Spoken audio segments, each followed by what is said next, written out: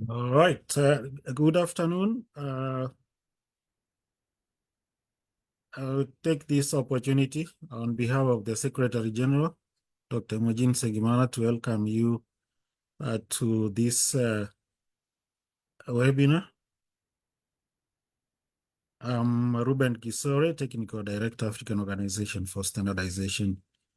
So this is for the sixth session, which we are doing in July 2024. And this time around, we are talking about reference laboratories. The test laboratories in this continent or in any other continent facilitate trade by confirming that the characteristics of the products that we are putting in the market meet the requirements of the respective standards and therefore can be considered to be fit for the purpose. If we can move. As indicated in our flyer, we shall be having 5 panelists whom we shall introduce when the time for presentations come for their presentations. Move. Now, the aspect of quality assurance is one that is to assure you that the product that you are purchasing for particular use is fit for purpose. And for this to be done in this interconnected world, it remains a key for growth, which is potentially a powerful lever for sustainable development, including in its social and environmental dimensions. The benefits of trade and service in goods and services need to be safe for the consumer and for the environment, among others. And in that category, again, we also say the product needs to be offering you the value for money that you pay. In order for that to be done, these goods need to comply with internationally recognized certification and quality assurance services. For this purpose, the quality infrastructure systems have evolved at the national, regional, and international levels with specific regulatory and institutional frameworks to assess compliance with standards and regulations in order to enhance market access while promoting essential regulatory objectives such as safety, quality, and sustainability in services and goods. The pillars of quality infrastructure being metrology, standardization, accreditation, conformity assessment, and market surveillance. These pillars are well interlinked, and all of them play a part in ensuring that we have the right products that we need. As a standard, using dimensions and tolerances cannot be defined without reference to reliable measurements. And these the measurements are those that also need to be traceable to international levels. Now we have this figure that demonstrates the kind of interconnectivities these pillars have. As you can see, the consumers being globally the main target to be addressed. And those that are addressing them, including, of course, the quality services, where you have the quality promotion, the conformity assessment, you have the testing, and then you have the reliance on standards to do that. Next.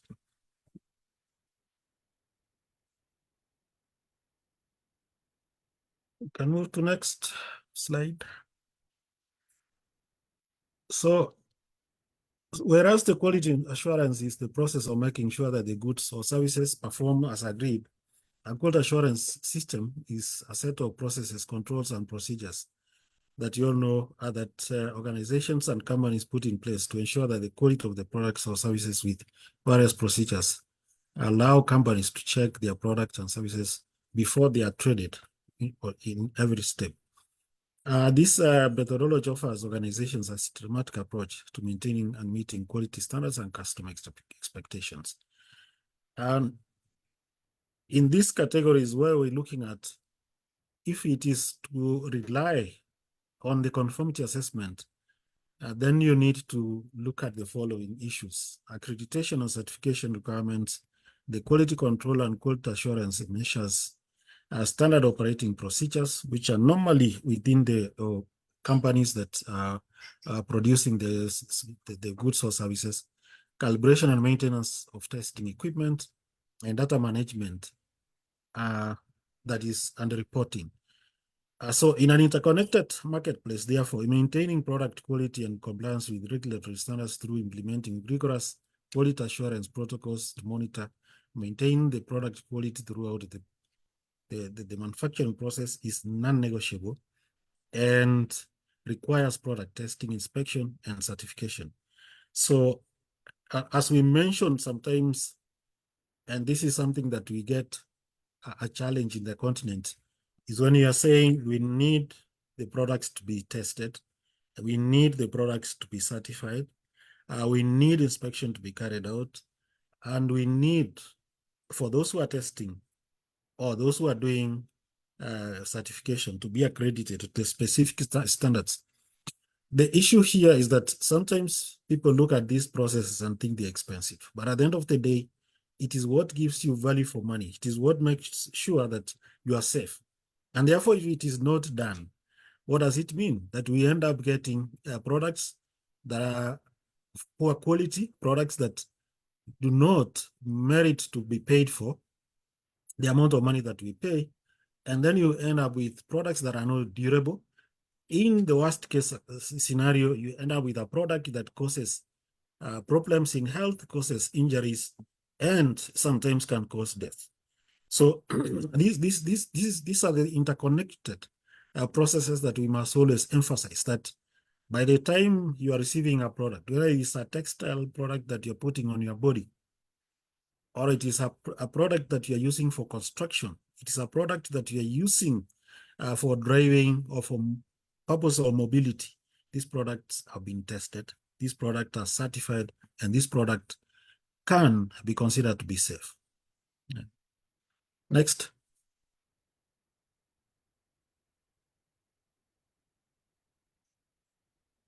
So then where do we test our goods?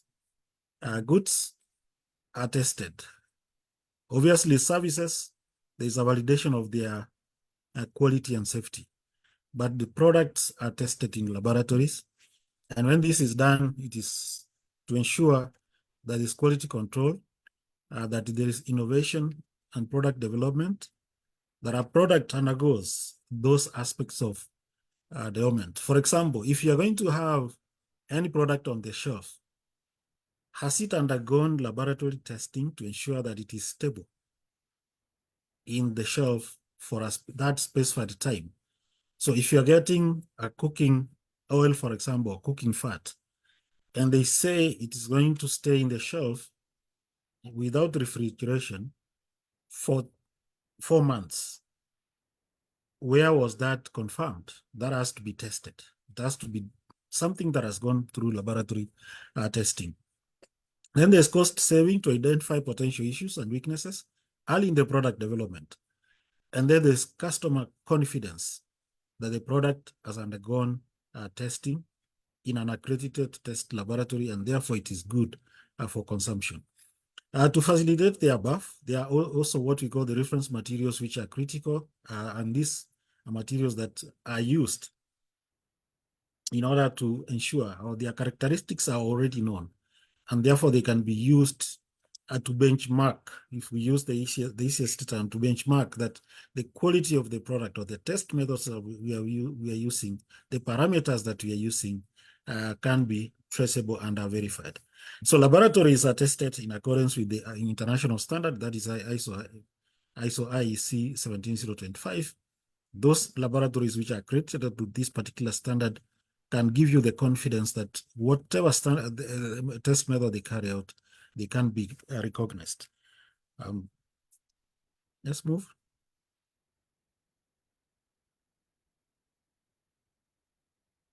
So I will not mention all the companies that we have here. They will be presenting and they shall be giving their presentations. But whenever you are hearing of test laboratories, remember that the intention is to ensure that they are able to confirm that the product you are receiving is good. Many of you are aware, are always familiar with the laboratories that normally are operated by governments. For example, the government quality assurance laboratories for medicines, and laboratories that test construction materials and such. But we're going to see what is their categorization when we are talking about these laboratories. So we will end this briefing session here so that we can now start with the first presentation. And Philip, I don't know whether you are going to be the one calling out the panelists, because at this point in time, I'm one of the panelists and I'm starting off. So I will not, of course, try to tell you who I am in brief. Probably that is the story that you have told many times, that I've been in standardization from 1997.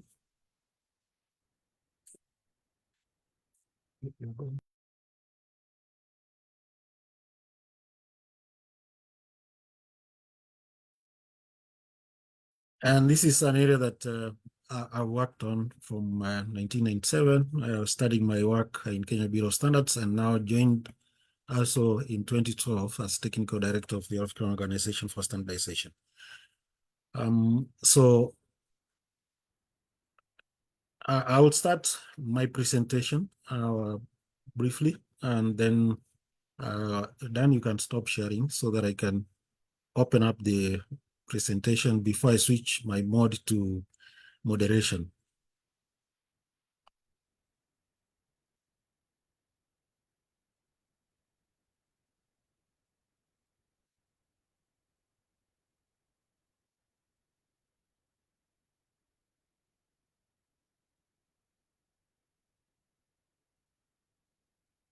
I hope you can see my screen. You can confirm, Philip. Okay. All right. So I'm going to present as the first panelist on standard specifications and the role of testing laboratories in Africa, the role of ARSO in promoting quality assurance through testing standards. It's going to be brief, but a presentation that will highlight the role of a number of issues. First is to say the African Organization for Standardization is an intergovernmental body, and therefore represents the countries officially through the countries becoming members of the organization by signing accession documents. Now, these accession documents include the constitution and other forms where the countries commit that they become members and they are paying their subscriptions. So it's not for free. Where we work currently is within the African Continental Free Trade Area. And as an update, the last time we checked, we have 54 countries that have signed and they're indicated, but 47 of them are the ones that have ratified the agreement through their parliaments and other institutions that commit the countries to be members of the African Continental Free Trade Area. As for ALSO, we have 42 members who have signed up. Those are independent or sovereign countries that have signed up. So if you look at the maps side by side, you can see that most of those members who have ratified the FCFTA, they are also members of ALSO, except a few who are not. So FCFTA, we have 47, ALSO we have 42. We still have 13 members who are not, 13 countries who are not members of ALSO, but we also have an observer member who is a member of ALSO at that level. The mandate, we have quite a big a list of the mandates that we have been given. But in this consideration, we are looking at two that promote and coordinate standardization and conformity assessment practices in Africa and operate a regional certification marking scheme with a view to certifying the quality of the products and promoting African products. So those are the two that are relevant to the theme today, so I'm not going to read all of them.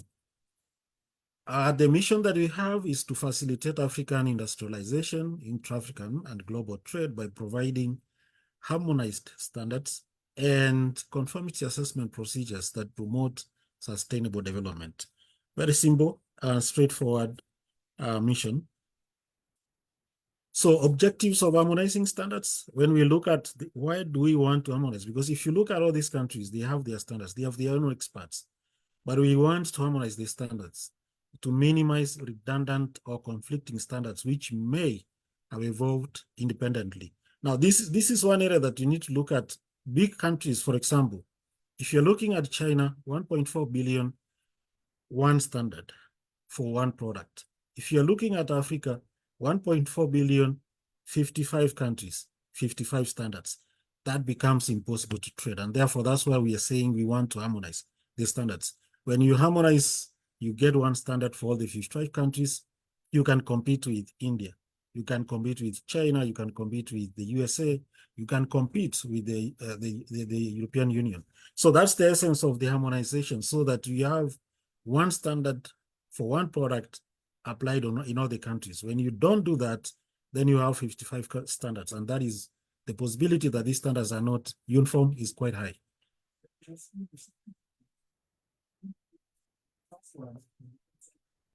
Ah.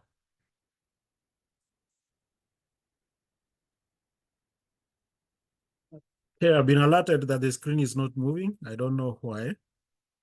I think IT people can work on that, because I'm at screen 6 at the moment. Anybody who has the same challenge?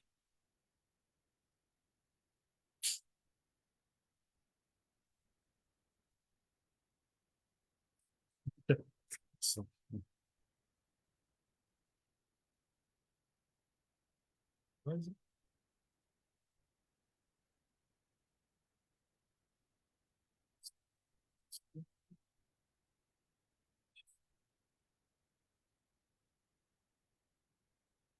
okay, I hope it is now okay.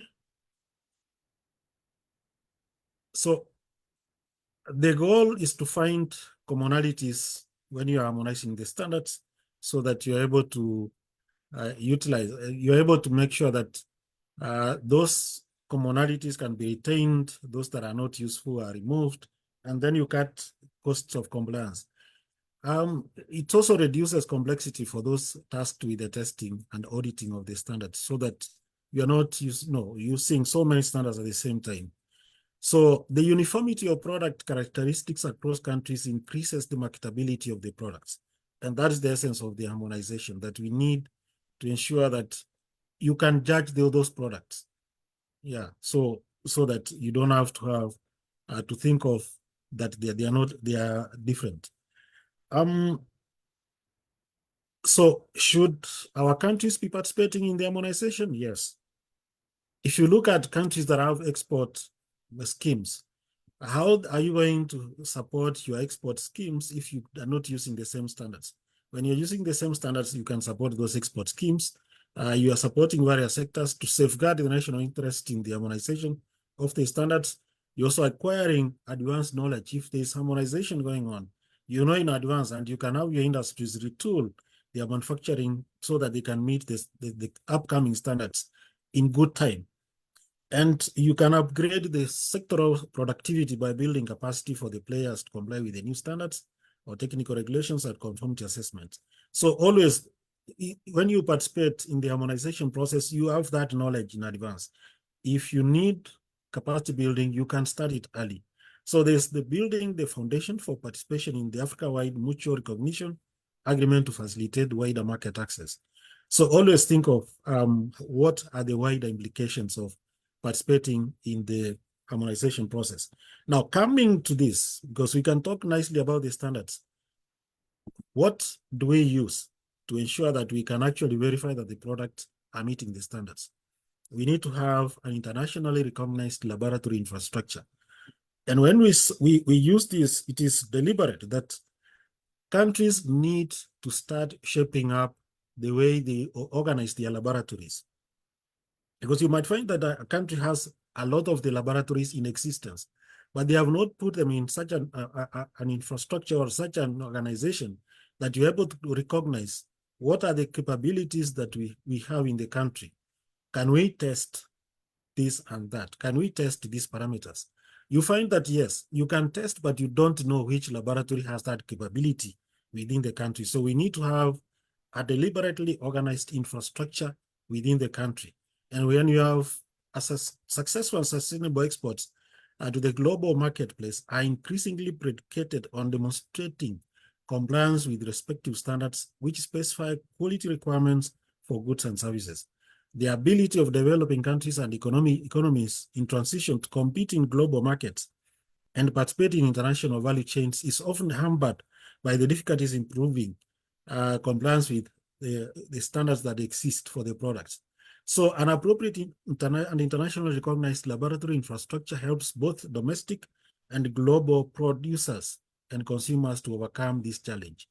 So we need to have that deliberate organization of the laboratories, recognize the network within the countries so that you are able to say, okay, we do know that these laboratories exist. Then the next steps.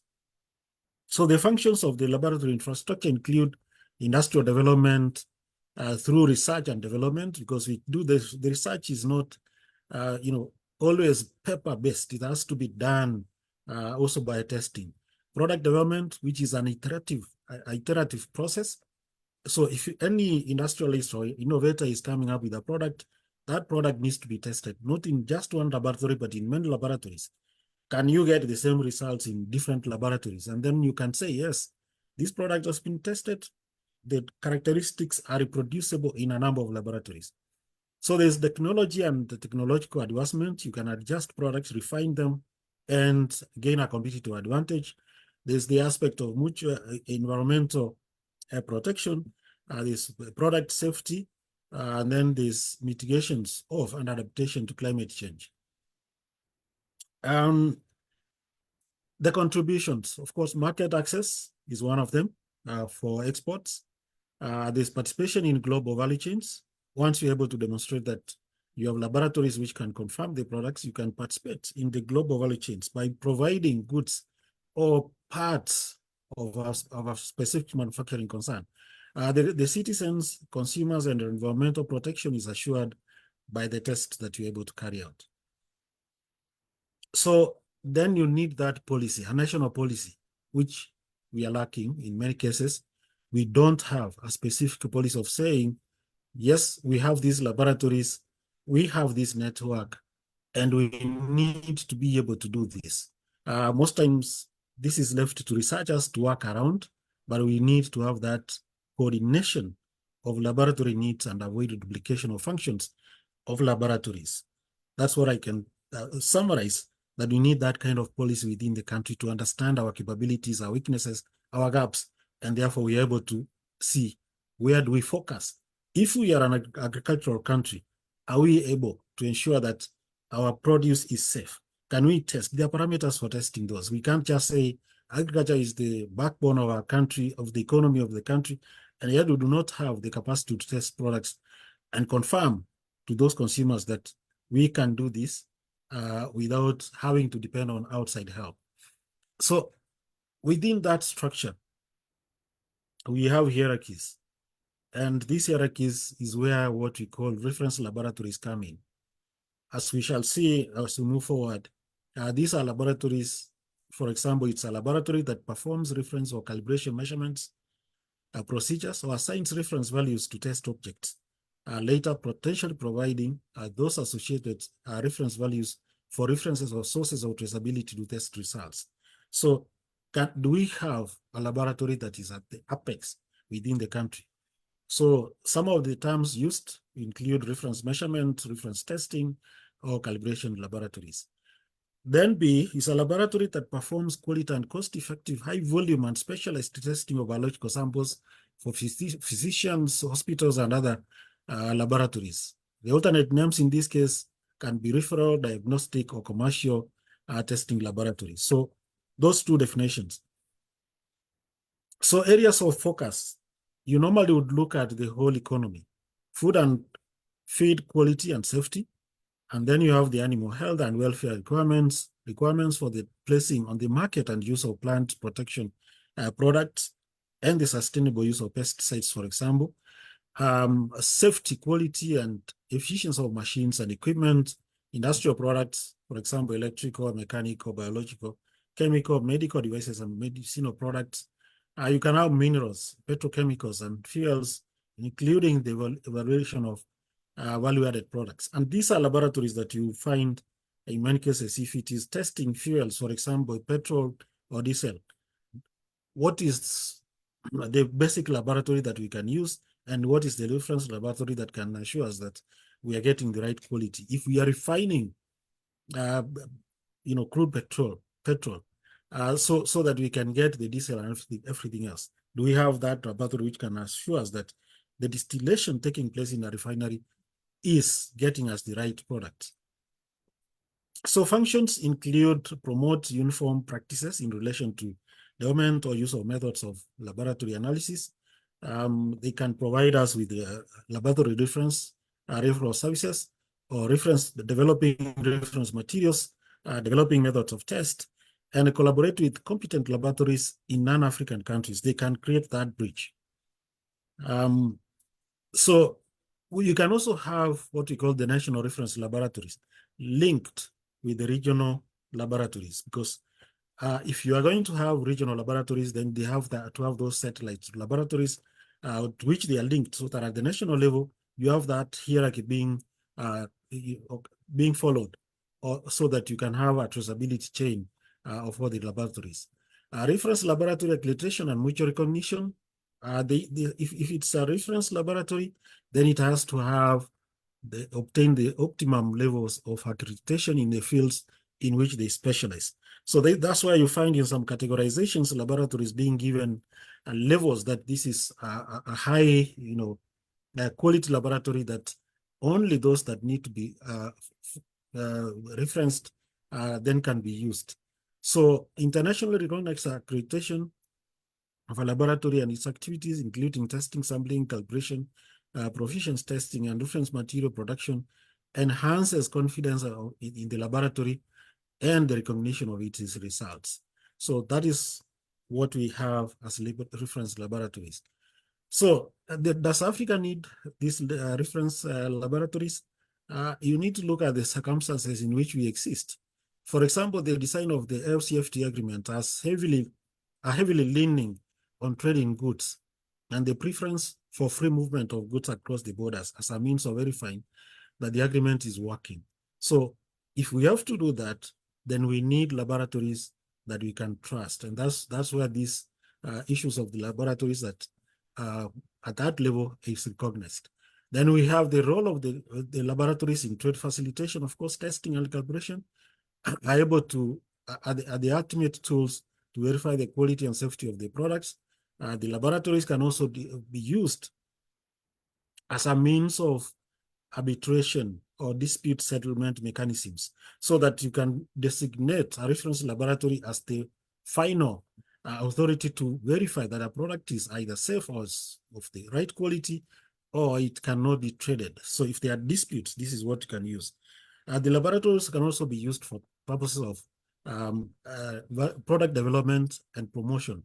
So we have minerals in the continent.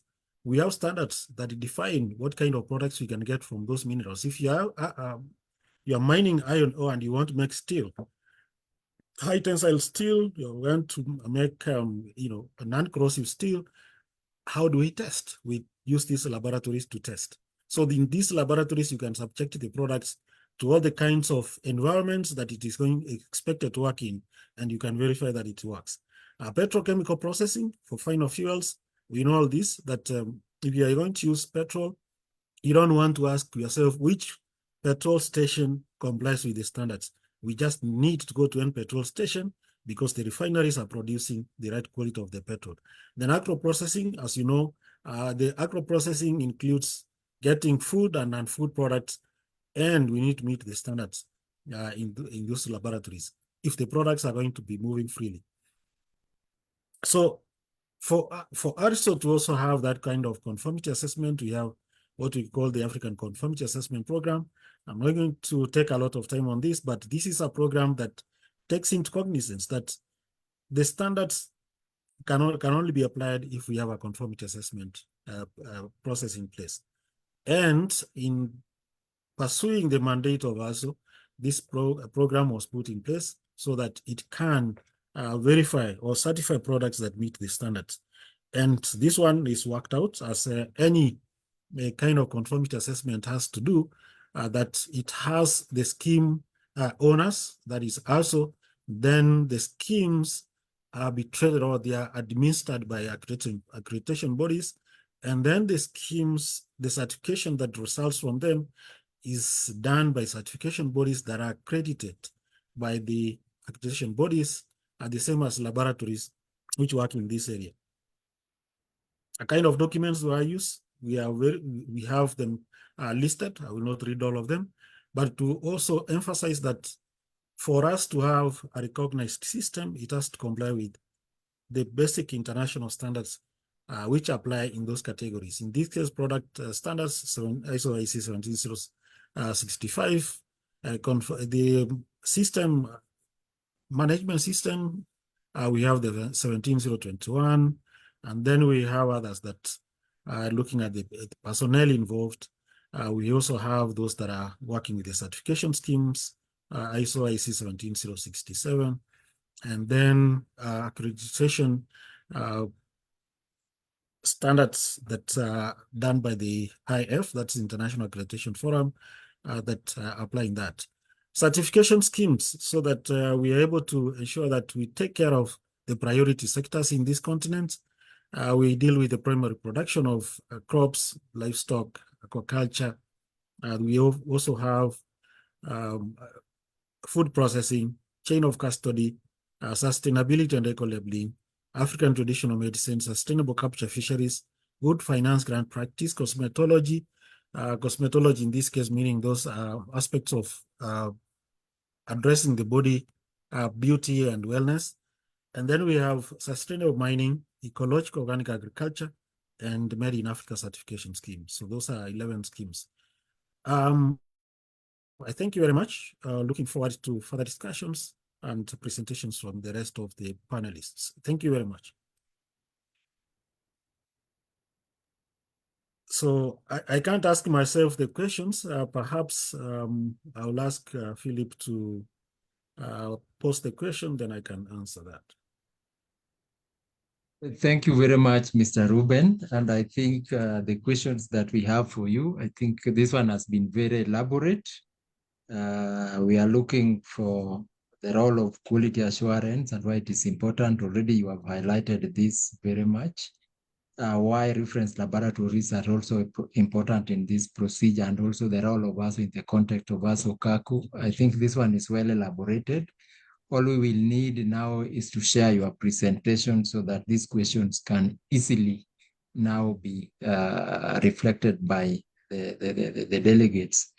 I only wanted you to put this in the context of intra-African trade and an African single market, how this fits in, so that as we get into the trading in the African single market, this perspective of the quality assurance and the general importance of laboratories and why we must have them, just within 1 minute, just an explanation in that context. Thank you. Yeah, thank you very much, Philip. And the key issue here is that for us to trade, we need to have a conformity assessment system.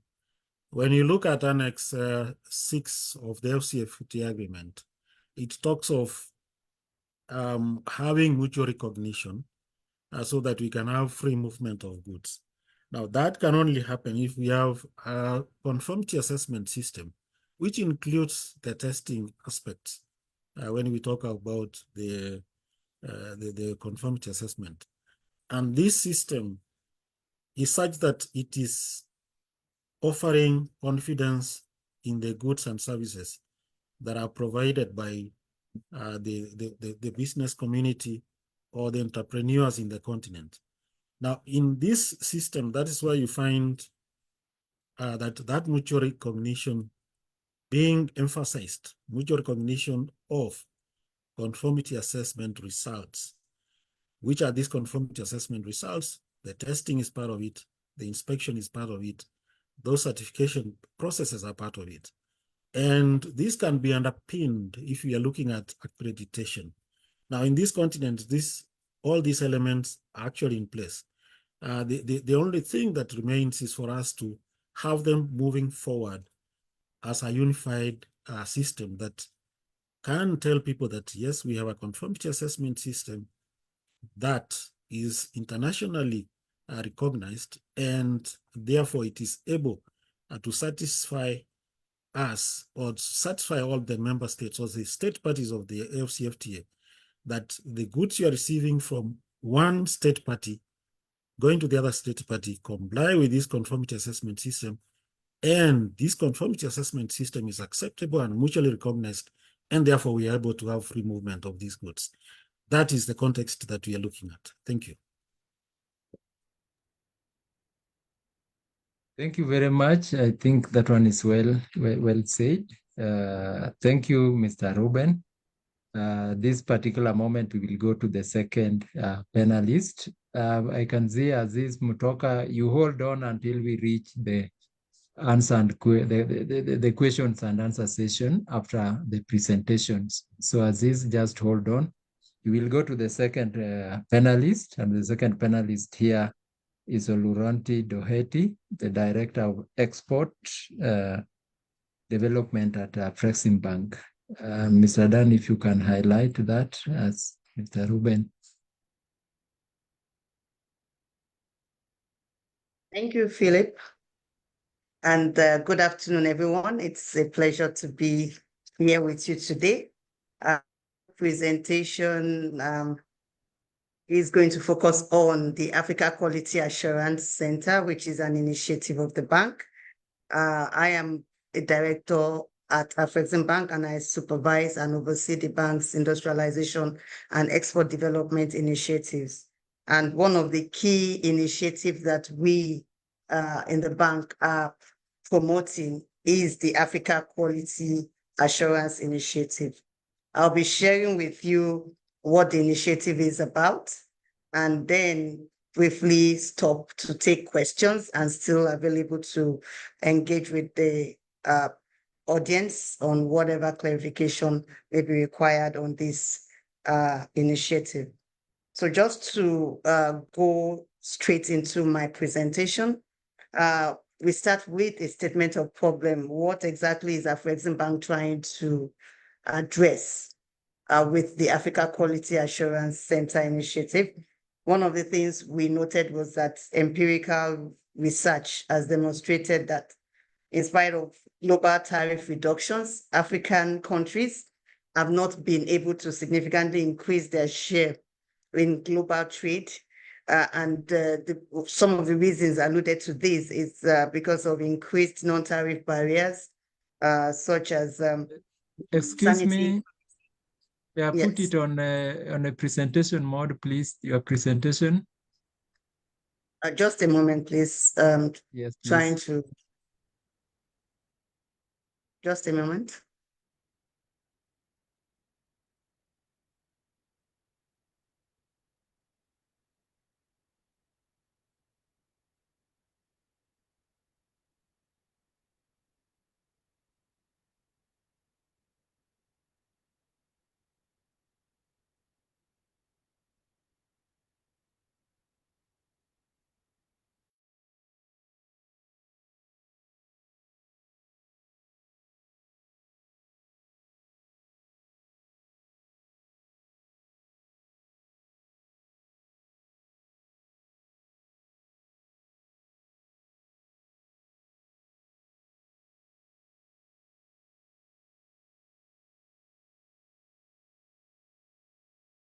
That's okay.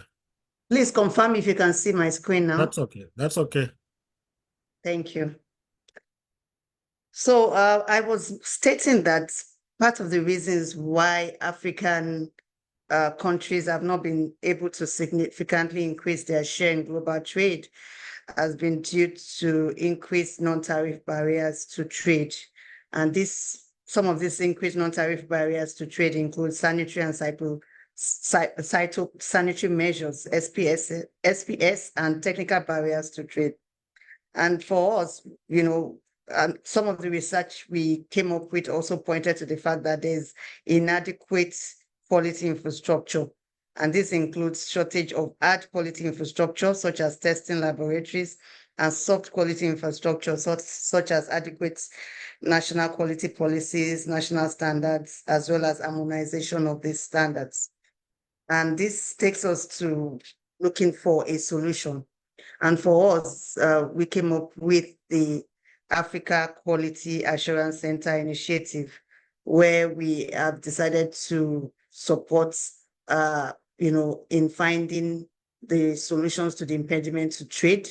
The initiative itself entails the development of testing, inspection, and certification centers across the continent, where made in Africa products can be tested for best fit in export markets.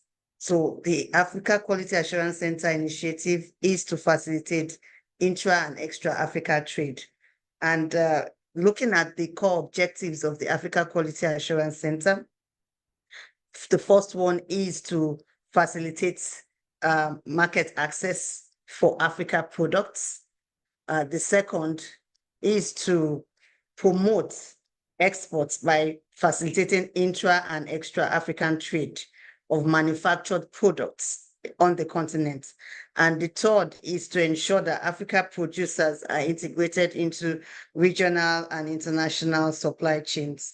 And at Afreximbank, we have been working with relevant strategic partners with substantial expertise in the conformity assessment space to ensure that the ACAC projects are successful, commercially viable, sustainable, and also acquire the required or relevant international accreditation required at export markets. So just speaking to what the bank's interventions are specifically within the Africa Quality Assurance space, we have been collaborating with relevant strategic partners and been developing the Africa Quality Assurance projects. We have also been supporting the improvements in hard quality infrastructure regionally on the continent. And we've been collaborating with both regional and international financial institutions to support our member countries. We've also been supporting the harmonization of standards, which speaks to soft quality infrastructure. And in this instance, we've been working with stakeholders like ASO and relevant member countries and policymakers to, harmonize national and regional standards to facilitate intra-African trade and also to ensure that made in Africa products meet the requirements at export markets. I mentioned that we commenced with the development of Africa Quality Assurance Centers across the region. We started with a project in Ogun State, Nigeria. And this pilot project started in 2021 with its construction. We finalized the construction and development of the first pilot Africa Quality Assurance Center in December 2022. It provides testing, inspection, and certification services for food, agri, and agro-processed products, and is located in Ogun State, Nigeria. The Africa Quality Assurance Center in Nigeria is being managed and operated by Bureau Veritas, who is the technical partner to Afreximbank. The project sits on 5 acres of land, and it costs us about 10.8 million to develop. The bank provided this fund and serves as the sole sponsor. Like I mentioned to you, construction started in February 2021, and it was completed and commissioned in December 2022. The Africa Quality Assurance Center in Ogun State, Nigeria is accredited and received its accreditation as at 1st July 2024. So we have commenced full-scale commercial operations at the Quality Assurance Center in Ogun State, Nigeria. Our next step is that we are scaling up on the Africa Quality Assurance Center initiative. And we have about 6 projects across the continent, in East Africa, in Francophone West Africa, and also in Central Africa. So this is just a short presentation on the Africa Quality Assurance Center initiative. I'm sharing on screen now the photos of the center, the first pilot center, which, like I mentioned to you, is now operational with a state-of-the-art laboratory, where it provides testing, inspection, and certification, in addition to training and capacity building for that are intending to get into the exports, both within the region, promoting intra-African trade and the implementation of the AFCFTA, and outside of the region, globally, connecting to the global value chain. So I'm available to take on questions as you may require to ask of me. Thank you. Thank you very, very much, Ms. Oluranti. And I think these are congratulations to the Afreximbank, the role they are doing and the work they are doing. And also now interlinking it with the presentations that we had from Mr. Ruben Gisore about the importance of reference laboratories and testing laboratories in underpinning the quality infrastructure systems, because without really reliable testing and testing results, then you realize that our product and services will not be of really recognized across the borders. So what Afreximbank is doing, I think, is commendable. Just highlighted how SPS and TBTs have been a problem within the African continent, we agree, and how the Afreximbank have started development of African quality assurance centers, starting with the one in Nigeria, and how it's expected to be rolled out, addressing the quality infrastructure systems in Africa, both soft and hard. And the good thing also is about the collaborations that they are having with different standardization community, including ARSO. But most importantly, the fact that they are working with policymakers, because the issues of SPS and TBTs have become very instrumental or key parts of economic and trade policies, or even political policies that we make around. And so it is important that our policymakers are also within reach and they understand the importance. Thank you very much once more. About your presentation, you have really exhausted, because we wanted to really get more information about the role of the African quality assurance in Ogun State, and also what Afreximbank is wants to do, because it is not only in Nigeria, but this is the continent-wide problem. You have highlighted, but you will highlight shortly when we are expecting to get maybe one in East Africa, one in North Africa, and one in Southern Africa. Then again, you will also highlight for us how these centers will address the issue of made in Africa and our consumers. Our consumers, we have the mindset of imported. Normally, when we walk around, you say, this is imported, this is made locally. How is it going to impact so that our made in Africa product, because that one is mostly what the quality assurance centers are also targeting, so that our consumers now start also buying made in Africa. Thank you, and just highlight those. Will be okay. Thank you once more. Thank you very much, Philip. Like I mentioned, Afreximbank, as a mandate, we are expected to facilitate and promote intra and extra African trade. And we see the Africa Quality Assurance Center as very integral to this. Because if we are going to promote intra-Africa trade, if we are going to facilitate extra African trade, if we are going to improve the confidence of people in made in Africa products, then we need to ensure that, they are of good quality. They have obtained the required certification. And because of this, the bank has pledged $100 million to support the development of Africa Quality Assurance Centers across the continent. We know that, what we have right now on the continent is not sufficient enough. We are not where we need to be yet. And that's why beyond the first one we've done in Ogun State, Nigeria, we intend to have others in East Africa. We are looking at Kenya, Tanzania, and we are at very advanced stages of discussions. In Central Africa, we are considering Gabon, Chad, also at very high stages of discussions. And in, Southern Africa, we are taking on board requests coming from some of our member countries there. One of the things we are trying to also do is that we have been facilitating establishment of industrial parks and special economic zones across the continent. We are also mobilizing to ensure that within these industrial parks and special economic zones, we create mini Africa Quality Assurance Centers where goods and products produced in these industrial parks can be tested for export markets. It also makes their goods and products very competitive because some of the industrial parks that have been established across the continent, one of their challenges have been a lot of their products, they have to send it to export markets for testing. And when they send it to export markets, when to send it outside of the continent to test before they go to export markets, it adds extra cost to the products they have produced. So we are integrating the Africa Quality Assurance Center into our funding of industrial parks and special economic zones.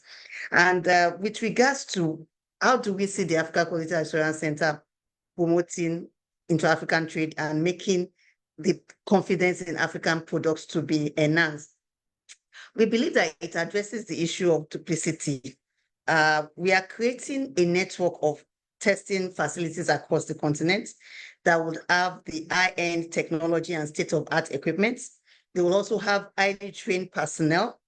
And one of the things they will be doing differently is not just testing and certifying, they will also be engaging small, medium-scale enterprises who are going to be the beneficiaries of their services, training them on what they need to do in developing and preparing and creating or manufacturing their products for export markets, so that even beyond they bring those products before they bring those products for testing, they already know what to do and they know how to prepare their products.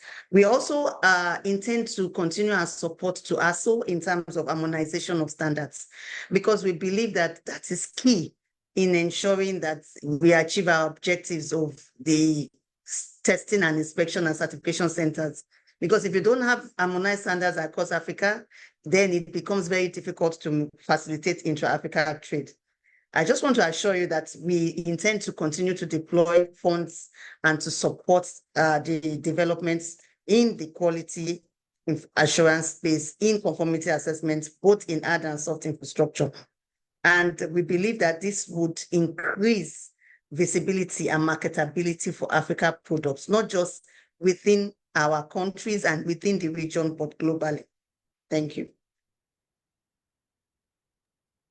Thank you very much once more. I think this one is well explained, export-oriented development and manufacturing in Africa.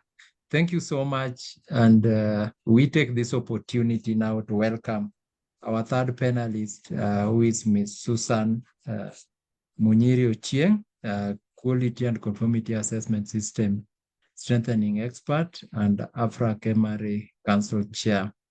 Ms. Susan will be tackling the sub-theme on facilitating, just 1 minute. Yes, facilitating regional and inter-African trade under the FCFTA, the role of testing and reference laboratories in member states' quality management systems, of course, opportunities and challenges. Most of you know Ms. Susan as a quality and conformity assessment system strengthening expert with over 25 years experience across both private and public sectors, matters quality, compliance, risk management, and conformity assessment systems. She's qualified evaluator of accreditation systems in Africa, focusing on mutual recognition of conformity assessment results on the continent.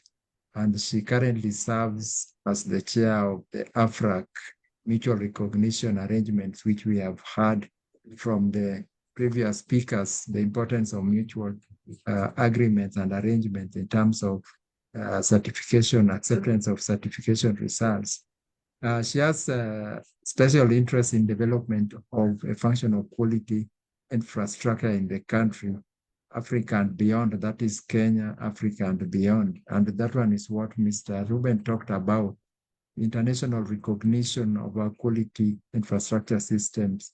So with that, you see, she holds first-class honors BSc degree chemistry from the University of Nairobi.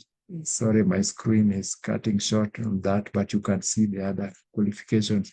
So, Ms. Susan, thank you very much for accepting to be with us here for these discussions, and we wish you all the best in your presentation once more. Welcome, Ms. Susan. Thank you very much, Philip, and thank you also for providing this opportunity for us to be able to share and exchange on matters impacting laboratories. My focus, maybe in the next 7 to 10 minutes, will be in looking at the role of testing and reference laboratories in facilitating trade under the AFCFTA. I appreciate what the rest of the team has done. And so I just want to take a slightly different perspective in looking at the impact of testing labs on trade. And this is both global trade and African trade. And then look at the challenges and opportunities as have been highlighted by Philip with respect to the discussion at hand. Now, when you look at that slide, when you're talking about testing, you can't afford to talk about testing in isolation without looking at the conformity assessment sphere. And so in this case, when you're looking at, and Ruben mentioned this before, testing informs inspection, testing informs certification. It could be an evaluation process that informs a product certification. And so the conformity assessment sphere is far and wide, and it impacts almost each and every sector that you could think of. We do not have, there's absolutely no sector that will not have a conformity assessment activity, whether it's an inspection, a certification, or a testing activity.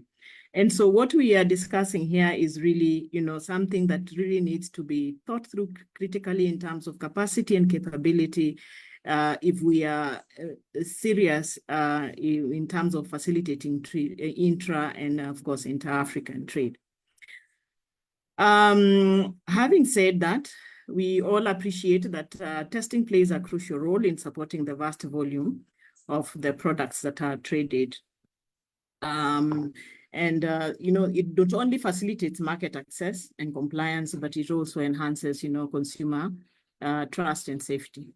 When we get a product and we are assured that someone has either tested, inspected, or certified that product, then we are comfortable that the right thing has been done. And so the economic impact of testing laboratories usually would be reflected upon the significant market sizes to which the testing component or a conformity assessment component would support. It obviously drives global trade. Testing would inform consumer safety and confidence. Testing forms a greater part of industrial quality control and quality assurance mechanisms, and of course, driving innovation and market access. When you then look at the volume of, driven by conformity assessment activities, and this was actually provided by TIC, that the volume, the market size, with respect to conformity assessment activity, and that's testing, inspection, and certification, is huge. It's about 250 billion. But of course, that drives a huge volume when it comes to trade. So enabling services, enabling goods to cross borders, a conformity assessment activity comes into interplay. And so while in certain spheres, it sometimes may be looked as a technical barrier to trade, But in another sphere, it may be look like if it is actually a harmonized process, it's a mutually recognized process, then it definitely facilitates trade. Now, just to bring it to perspective, a reliance on testing on some of the areas. So when you look at market access, it's been said, and these are from published reports all over, that there's a heavy reliance on testing to inform regulatory compliance, as seen in the electronics industry. In the toy industry, it is actually, while not only driving regulatory compliance, it's also driving safety imperatives. In the pharmaceutical industry, we are talking of laboratory testing for drug approval and market access. Of course, there's a safety access into that as well, and a quality assurance component. In the food and beverage industry, there's a heavy reliance on laboratory testing to meet safety and quality standards. The same applies in the automotive industry. And on the automotive industry, apart from just looking at compliance and safety, the environmental requirements also that come in, for which a testing component informs. And then in the chemical industry, we are also looking at regulatory compliance, we are looking at market access. So we cannot wish away and say, we want to drive this volume of trade within Africa and away from Africa, but not focus on this important and, so to speak, conformity assessment activity that provides what we would refer to as global trust through some mutual recognition arrangement. Now let's look at Africa, and we're saying we have a focus, especially, and I know there are priority sectors that we are focusing on when it comes to AFCFTA. But when we're looking at agriculture and food products, we are a major exporter of agriculture and food products. In certain cases, when you are actually looking at, for example, fruits, vegetables, I guess even cocoa and coffee, the parameters are set by the market to which we export to. And in some cases, even certain instances, the testing labs are also set up by the persons who need to take up the product. Do we have capacity to set up our own? Do we have capacity and capability to be able to drive credible results out of our testing laboratories, irrespective of who directs where it is set, or it being, for example, dictated by the market?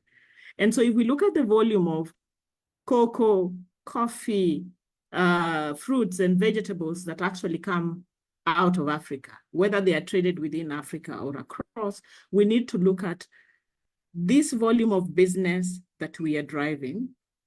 If we do not have enough capacity to support it, is it sustainable? And support it in terms of give credible results that can be trusted.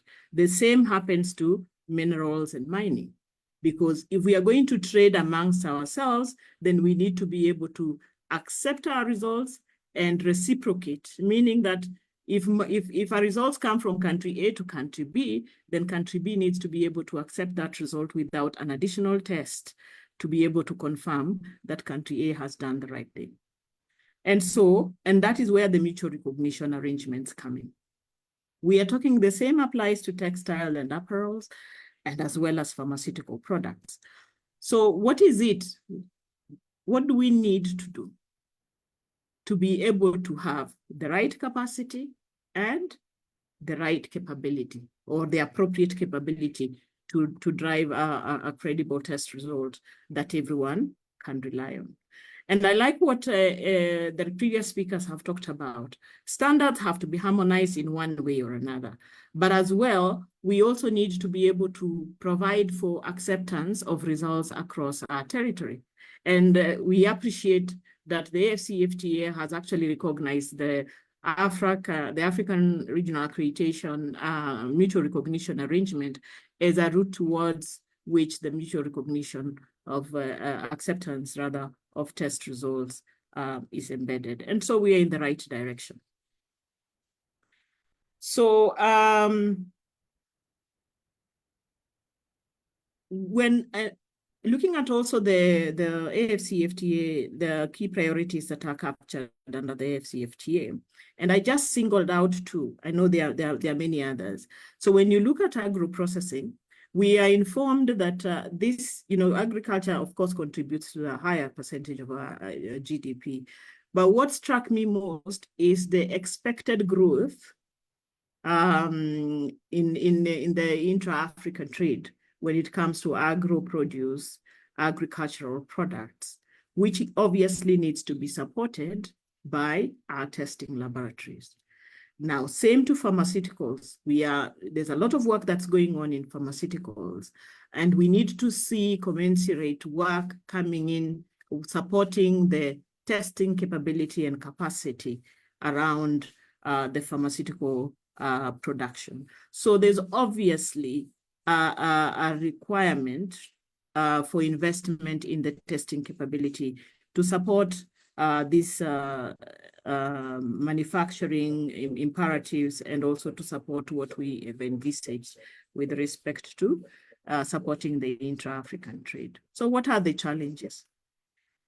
Now, one of them is infrastructure and equipment. We've seen cases where you have limited infrastructure, where, we do not have capability or capacity to be able to even just support basic testing, and things like electricity, water supply in a laboratory, those are basics. They need to be there. So in certain instances, that's not there. But there's a bigger issue when it comes to getting the right equipment, because when you get the right equipment, and some cost component that is involved in getting the right equipment, and I'm happy when I hear that there are quality assurance centers that are being set up. Hopefully then that alleviates the issue. But the question comes in when you're going to support, if you're saying the volume of our businesses is actually around the SMEs, and if you have groupings around SMEs, how are they then supported to ensure that what they're actually producing can still be tested in the right manner under a framework of mutual recognition arrangement, so that they are accepted, their products are accepted across borders. There are concerns with financial constraints, especially the initial high cost of setting up testing laboratories. And sometimes you may also have operational costs that are quite prohibitive. And when you're looking at operational costs, some of them are hidden. When you set up a testing lab, in some cases you need to, participate. In most cases, you need to participate in proficiency testing. And you may find that you do not have capability for proficiency testing within the continent. Maybe it's there, it is limited, and limited to certain scopes as well. So we need to open up our mind wider to look at such possibilities of also setting up proficiency test centers, so that the labs can have a way in which they can actually do their proficiency testing and interlaboratory comparisons appropriately as a mechanism of their own quality assurance to keep up to date with the international norms. Issues with skilled personnel as well, and also training and retention of the skilled personnel is a challenge. And then accreditation and standardization here. And achieving accreditation, and especially from in a way that fulfills the requirements for the mutual recognition arrangement, sometimes is a complex and lengthy process. And it's costly too. And so where there are no economies of scale to support, for example, volume of production coming through a certain lab, you may find that achieving and maintaining accreditation may be a challenge. And of course, the issue around the standards that we are talking about, and not just normative standards that are used, methods as well, and measurement standards as well that are used to confirm traceability of some of the analytical measurements. I talked about inadequate proficiency test service providers. In some cases, we have a concern with respect to traceability of measurements, such that what is happening cannot be correlated and accepted elsewhere. And of course, reference material production. You will find that most standards that are actually used as part of quality assurance activities within the labs most of them are actually sourced from foreign countries and very limited supply within the African continent. We have regulatory and bureaucratic hurdles, as well as when I talked about volumes, which impact capacity within the labs. Another challenge is the technological advancements, that's keeping up to date, and especially where systems are involved, if people are actually using information management system and the world has gone electronic, sometimes it also becomes quite a challenge. Lack of partnerships and collaboration to be able to drive economies of scale so that on the side and saying, yeah, we are not sustaining, can we try and match?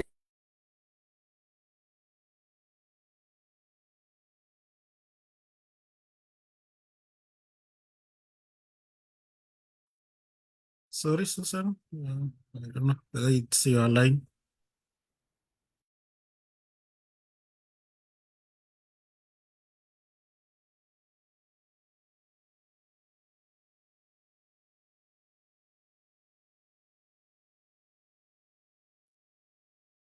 Sorry, it seems Susan has a problem with her connections. Let us give a few minutes. But already she has really explained and really given credence to our past panelists' presentations about the importance and benefits of testing laboratories in the quality assurance systems. Yes, Susanna, welcome back. Sorry.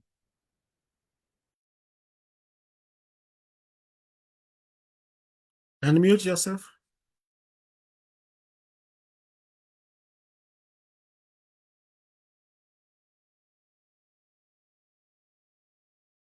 Hello, can you hear me now? Yes. Yes. Okay, sorry about that. I think I lost connection. I don't know where I lost you or you lost me.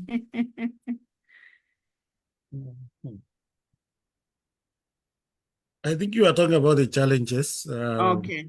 Yeah. Okay. So. Okay. All right. So I'll just go back and just pick up on the 1 minute.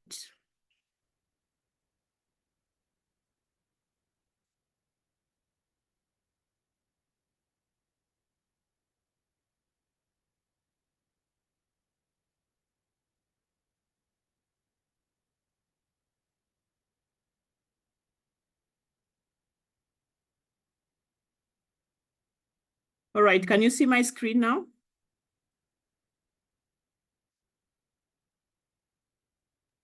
Hello? Not yet. It's coming.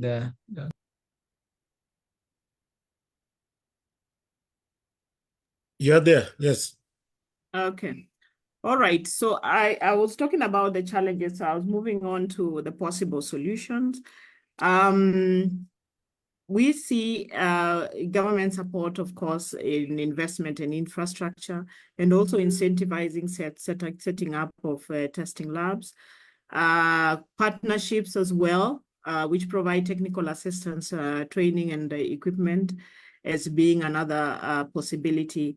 Capacity building and training programs to ensure that we have a competent workforce that can deliver to credible test results within laboratory setups, and also the tertiary activities that are supported by the labs.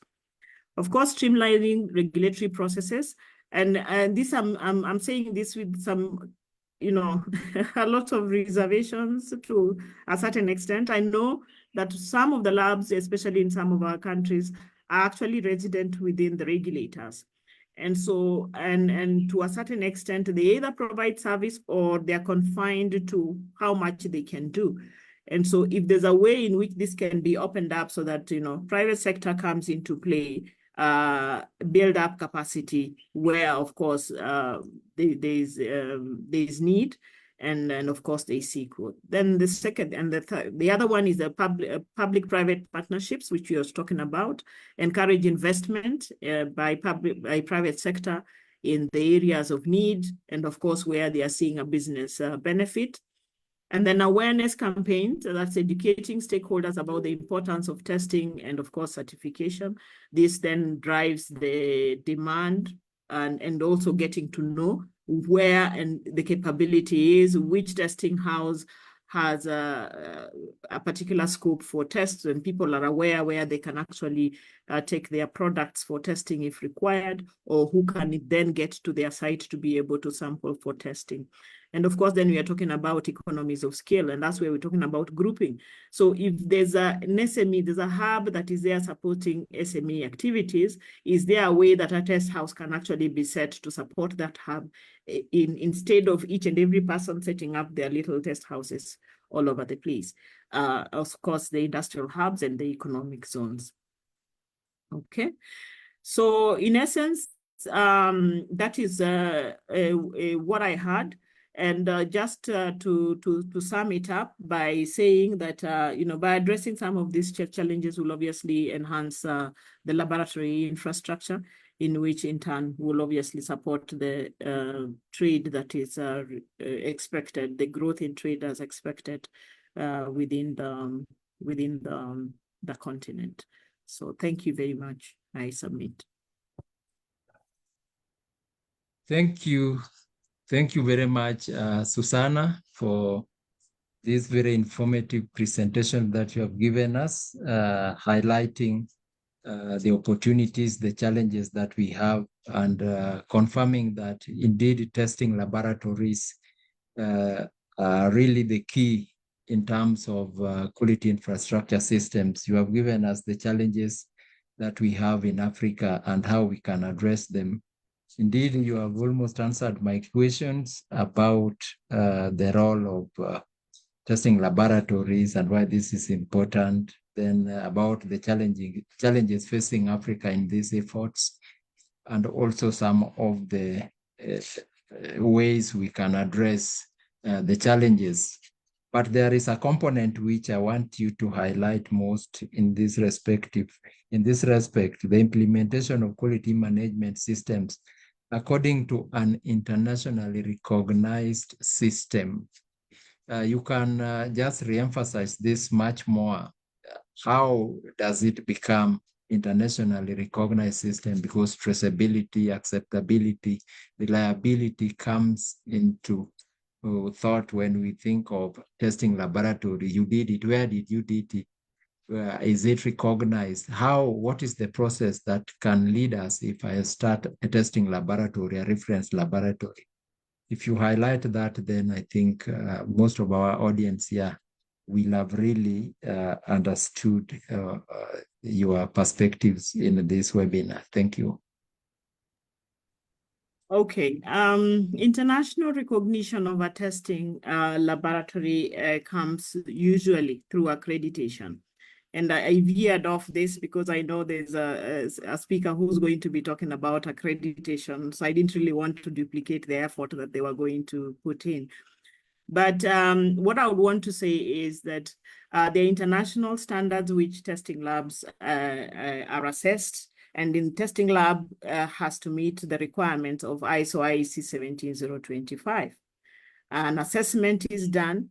There are prerequisites for which the testing lab presents, which is, for example, participation in proficiency testing, ensuring that they validated and verified their method or verified their methods, and that the management system is continually delivering to the requirements of the standard. And then they are assessed. Now, if they are assessed and they are found to meet the requirements of the standard and that the results can be demonstrable and the competence of the persons carrying out the tests are appropriate, then they are accredited. Now, accreditation in itself doesn't give you that access, so to speak, because the organization, the accreditation body that would actually accredit this lab is meant to be a body that has signed up to the mutual recognition arrangements, meaning it has been peer evaluated and has been found fit to sign up to the mutual recognition arrangements, either continentally or globally. Within Africa, the mutual recognition arrangement that is recognized under the TBT annexure of our text is the African Accreditation Cooperation Mutual Recognition Arrangement. And this is because AFRAC is also recognized as a regional body at the International Accreditation Forum and International Laboratory Accreditation Corporation. So the recognition actually comes through that hierarchy, that you are accredited by an AFRAC Mutual Recognition Arrangement signatory, which then that recognition is then accepted both continentally and globally. And that is what enables that reciprocity. How many labs do we have in Africa that are accredited? Honestly speaking, they are not very many. And it is a desire that we have as many as possible getting under the mutual recognition arrangement to enable this trade facilitation within the continent. I submit. Thank you very much for once more elaborating that accreditation.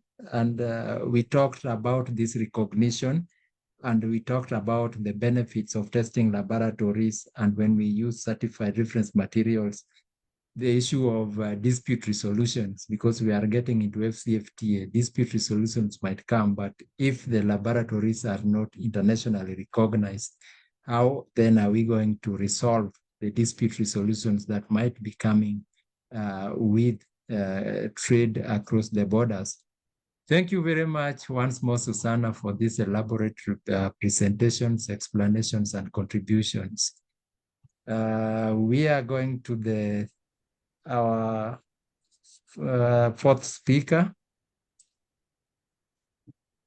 And our fourth speaker in this case is Dr. Kate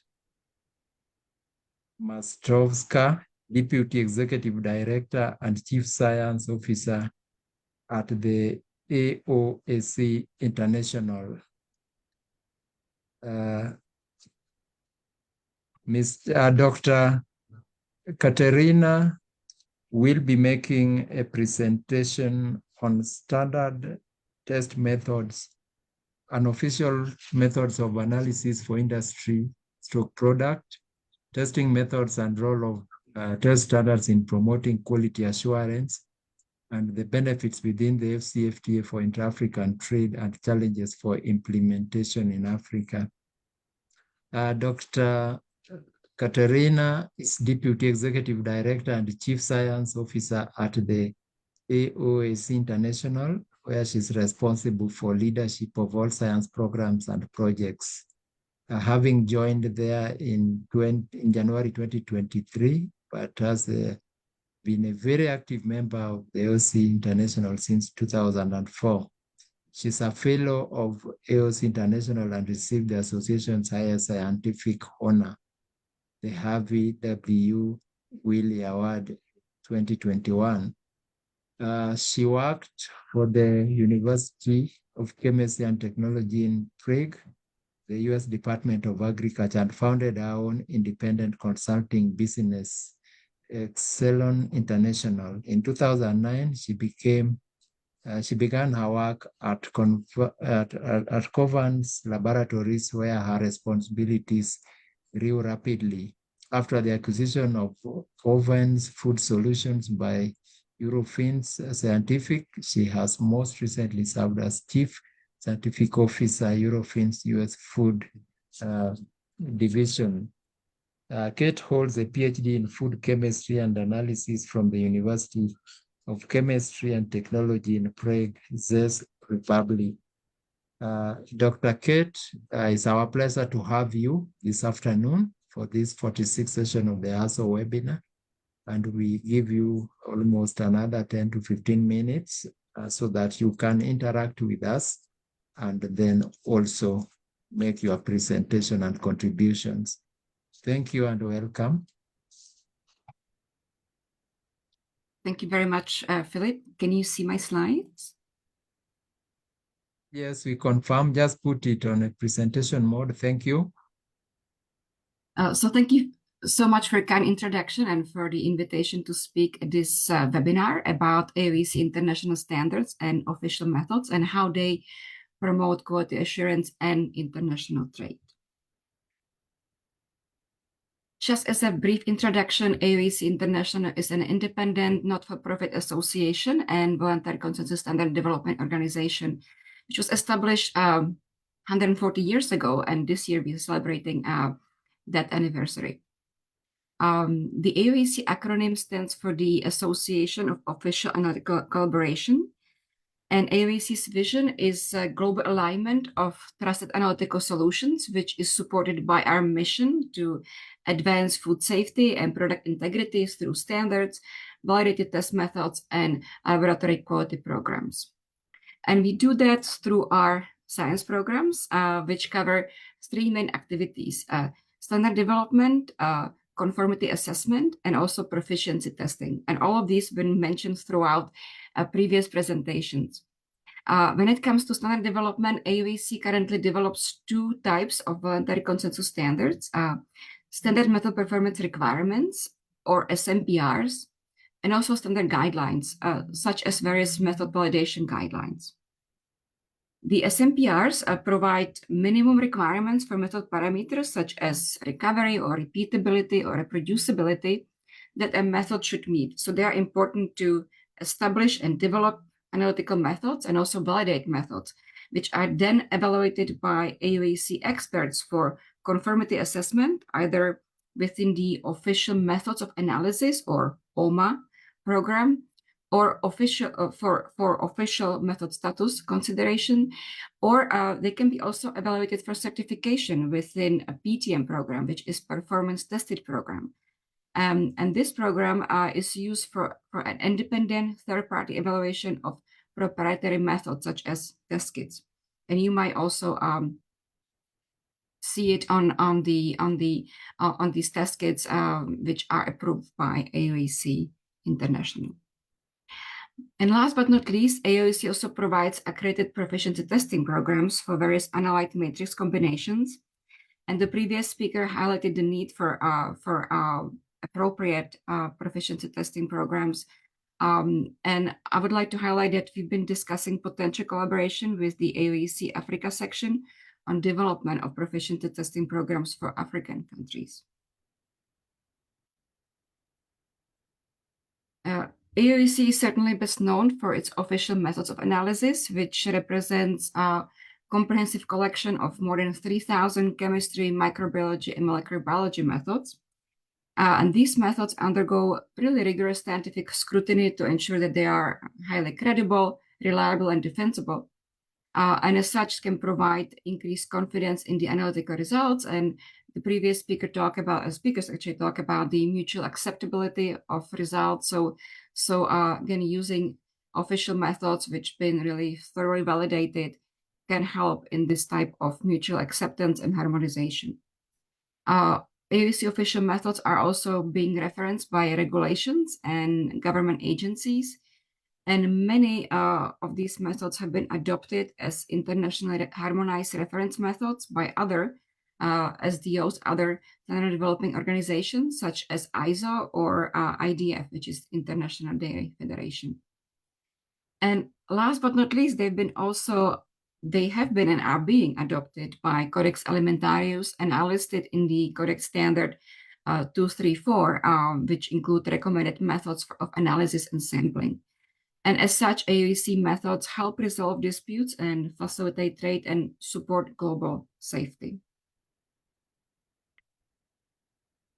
AOAC International is an international organization, and we have 15 regional sections, which are listed on the slides, and including Africa section.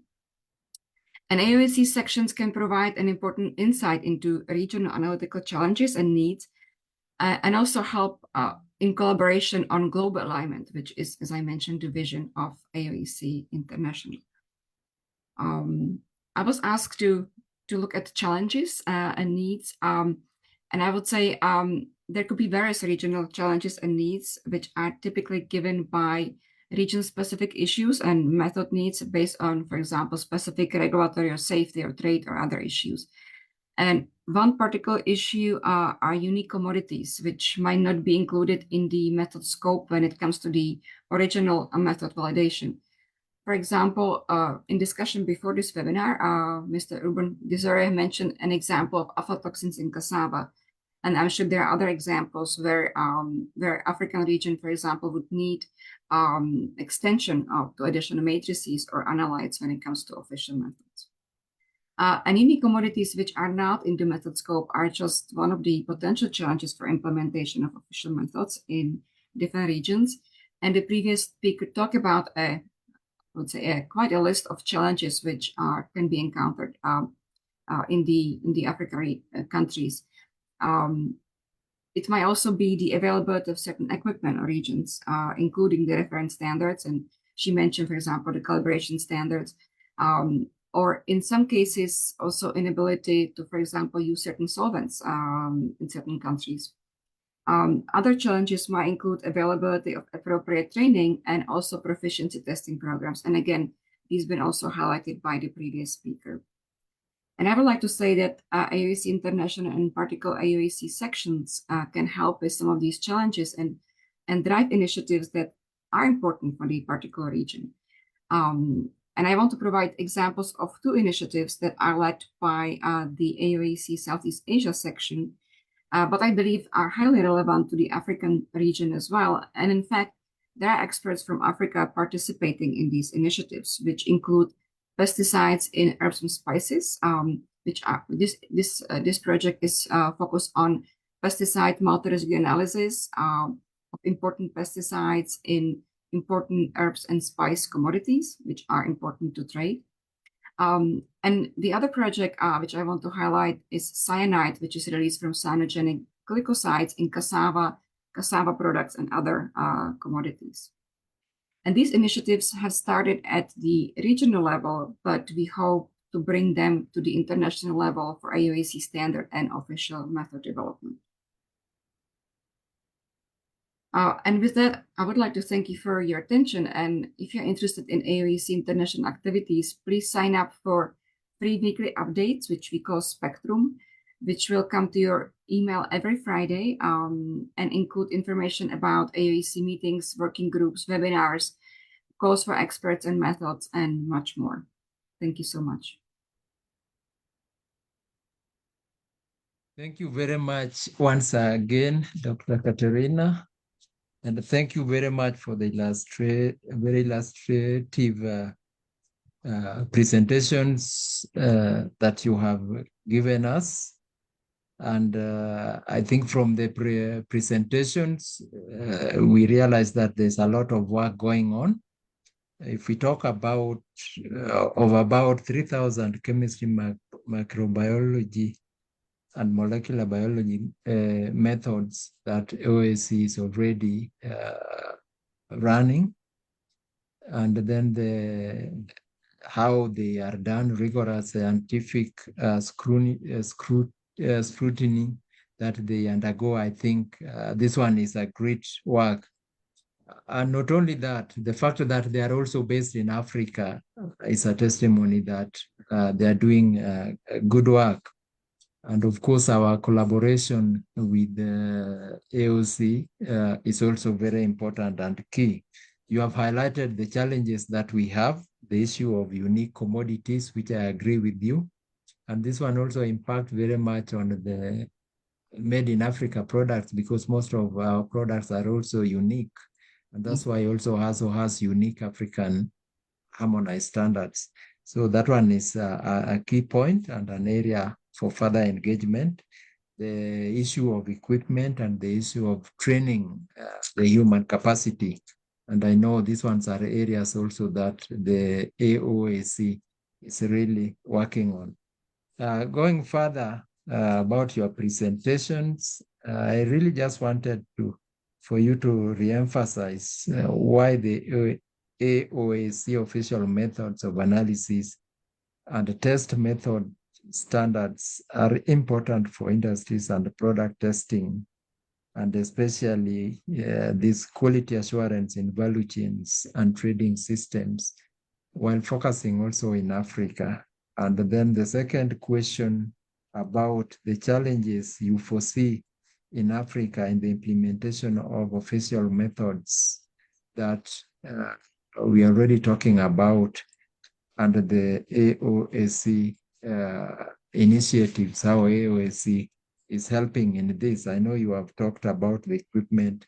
I know you have talked about the poor skills that might be associated with developing countries, including Africa. If you can just re-emphasize on that, then I think the delegates will be more happy with the presentation. Thank you. Thank you very much for these questions.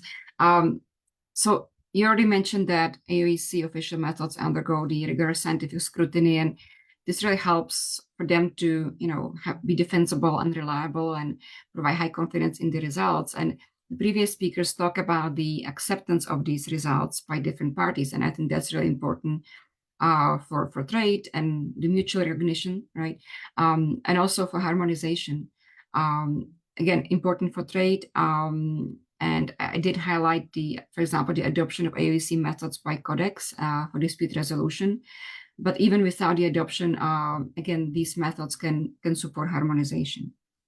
When it comes to the challenges and how AOEC can help, again, I think the previous speakers also talk about the challenges, and I definitely recognize the issue with the unique commodities, and there could be some ways how we can collaborate, especially through, I would say, also AOEC Africa section, to really identify these needs. There can be some regionally driven initiatives which Africa section can work on and which we can bring to the international level.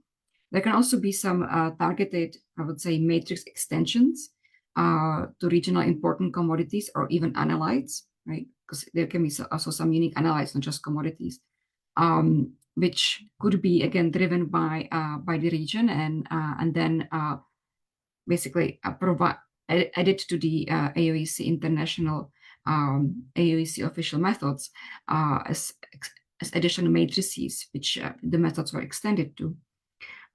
You also mentioned the capacity building, which we could support.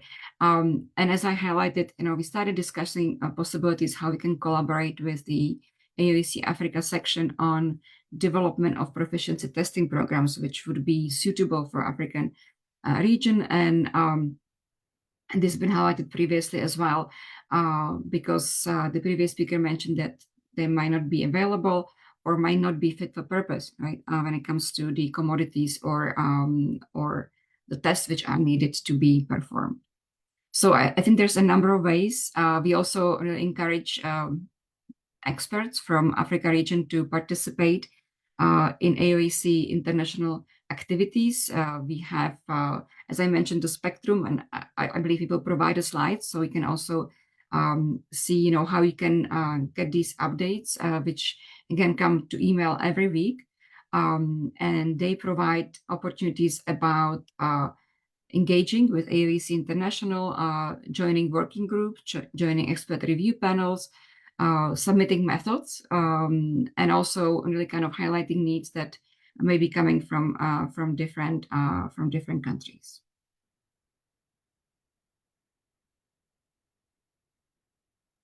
Thank you very much, Dr. Katerina, about the explanations that you've given. You have reinforced the information that already you have given us. We thank you very much, and we look forward to further collaborations and further initiatives in Africa. Thank you very much for now. Thank you. It's our pleasure to have you. Then now to our final speaker. We have Ms. Felista Nyakoe, who is going to make a presentation to us on performance requirements and guidelines for, if you go, it's not this one, go, Mr. Dan, go to Felista.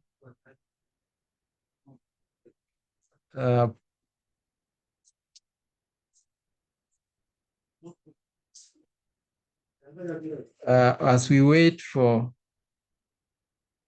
Ms. Felista's presentation, you see, she's going to speak about performance requirements and guidelines for accrediting testing laboratories, the role of National Accreditation Service, the national experience. Ms. Felista works as a manager of the Testing Laboratories Accreditation Scheme at the Kenya National Accreditation Service, that is KENAS. Is a seasoned conformity assessment expert with over 26 years of experience. She has served as the manager of testing services, food and agriculture laboratory at the Kenya Bureau of Standards for 13 years. And for the first 13 years, she has been the manager of the Testing Laboratories Accreditation Scheme at the KENAS.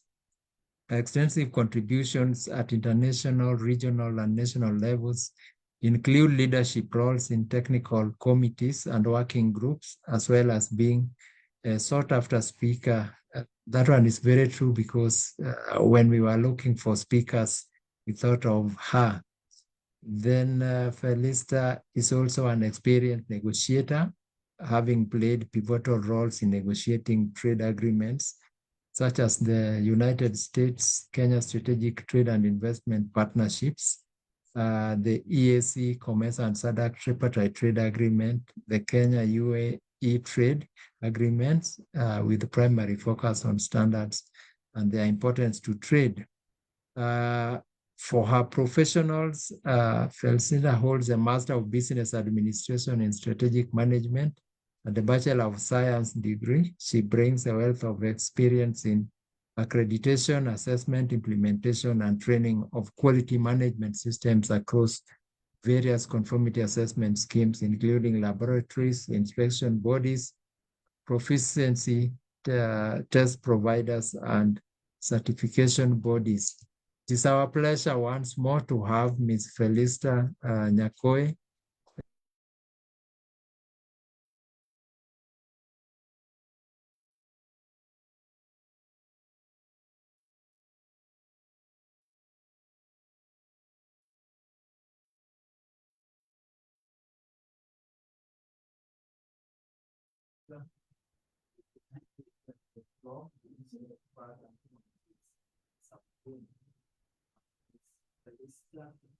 Welcome, and you can share the screen.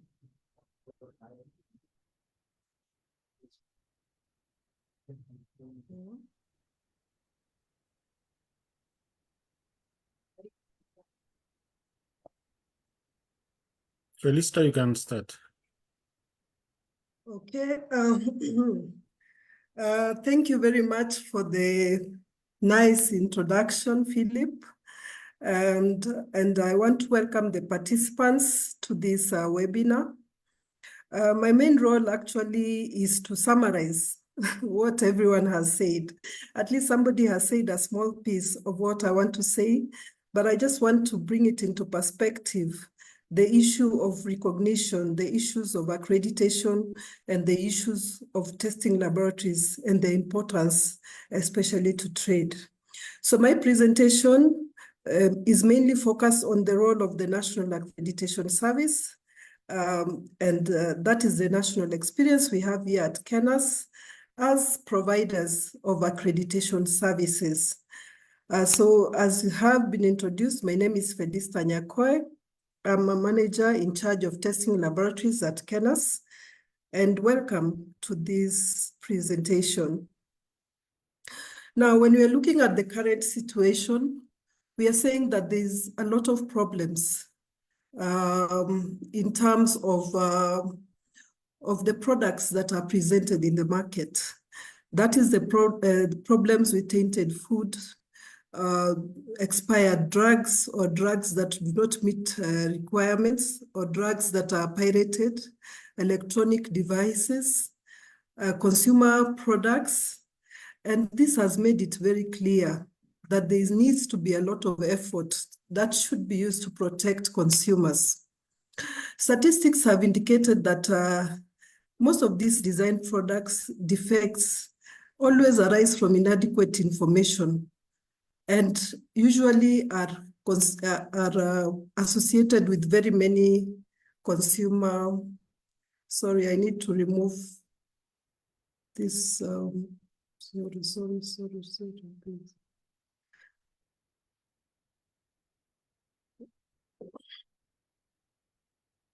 Yeah, so there are mainly the defective products in the market are usually associated with very many injuries. In Africa, we have a lot of problems. For example, when we're looking at electronic products, you always find there's issues with substandard electronic products in the market. You find products, for example, in our region here, we have a problem with aflatoxin in grain products, and it's a very big problem in this region. In the wider society, we are saying that all consumers expect to buy things or products that are good for us and safe for us to use. Daily sources of energy, for example, gas, electricity, should also be accessible without risk and injury or harm. So also basic services that we have, for example, providers of water, that is drinking water, and medical tests should always be relied on. So it is our expectation that we have safe workplaces, safe products, safe transport, safe food in all aspects of our lives.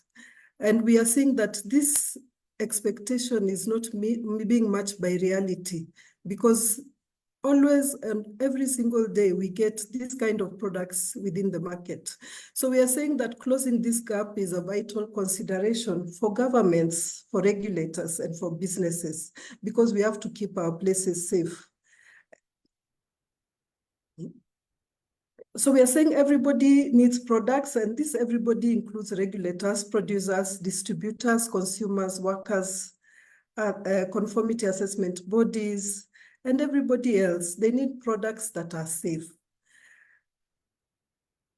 And everybody also wants a system that delivers compliance, that ensures products are safe in the market, coherence.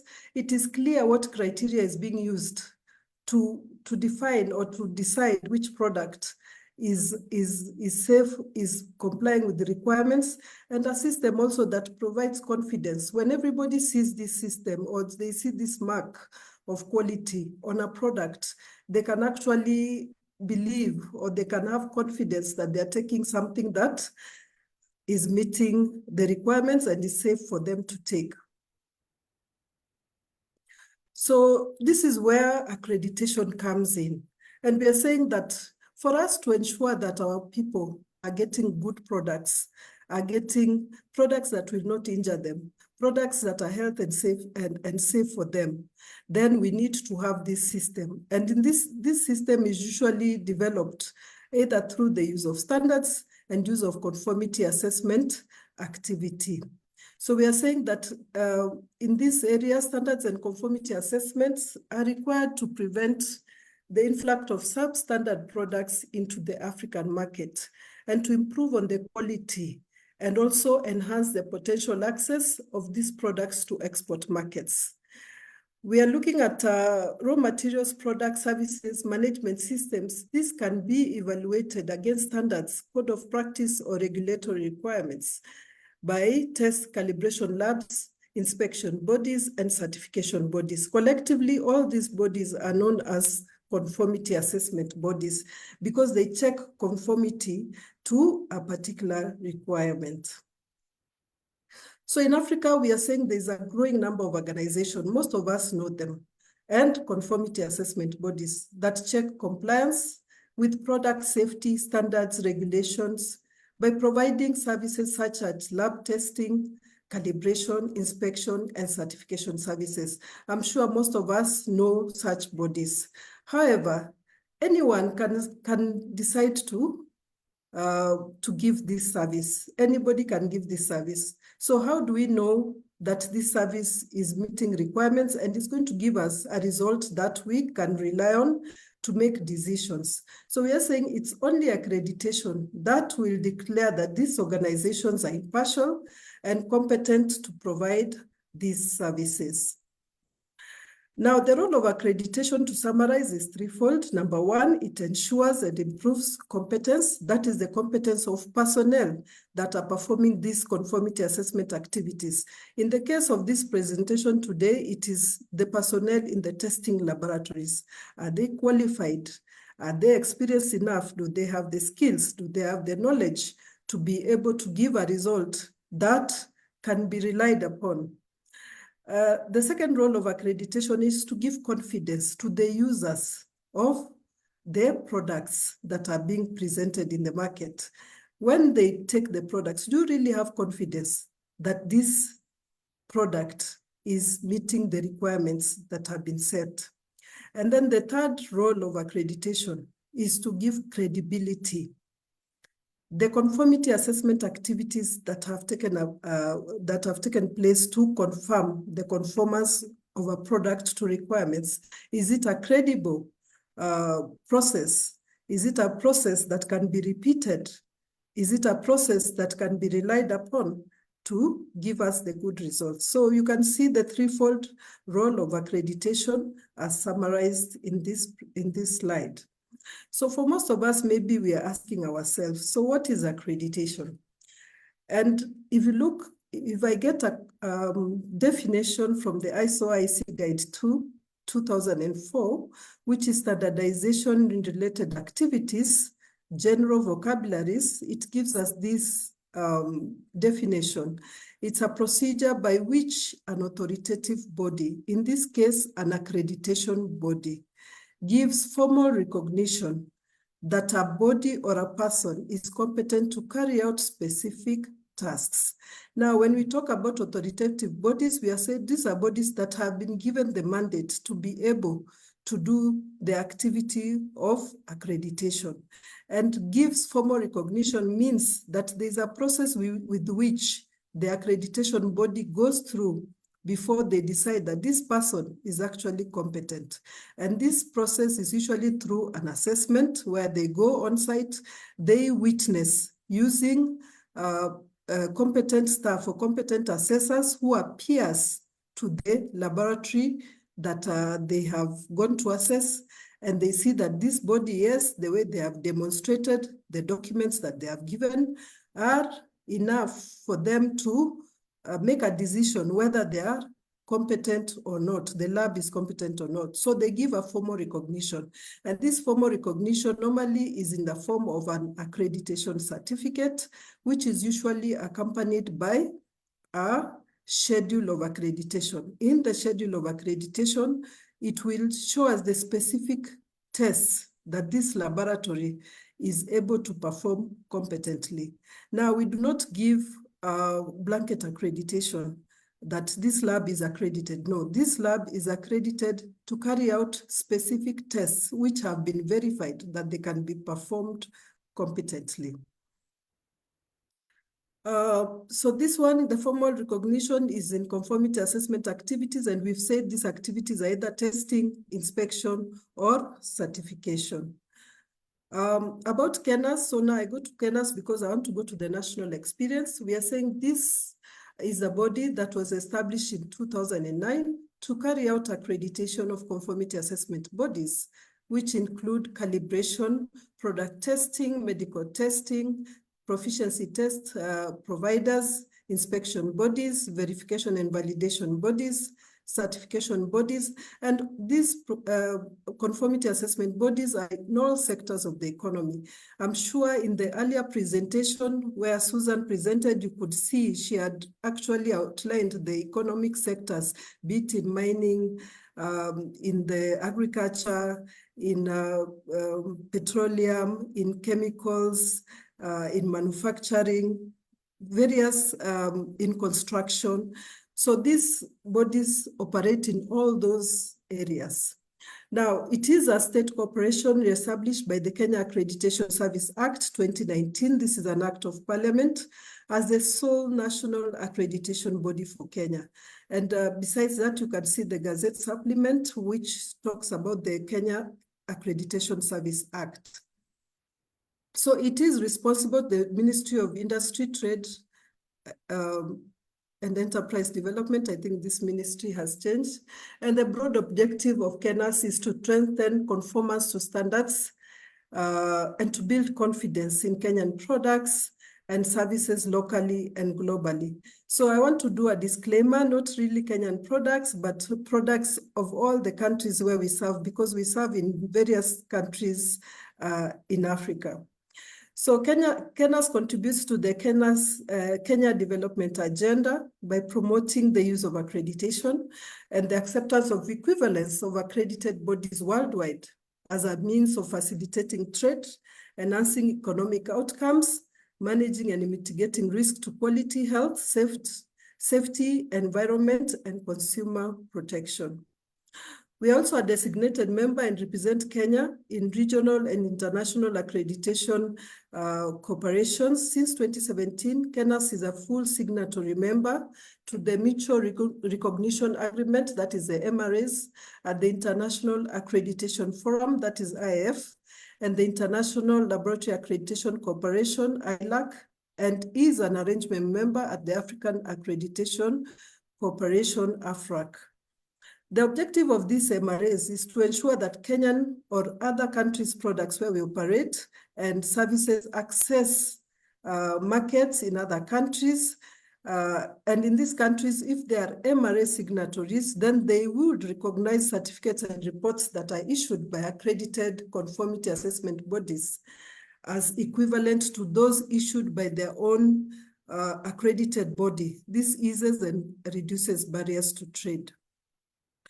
The accreditation work that is carried by KENAS is undertaken by complying to international standards, guidelines set up by ISO, IAF, and ILAC. And KENAS works closely with government agencies, but also keenly safeguards its independence and impartiality. I will not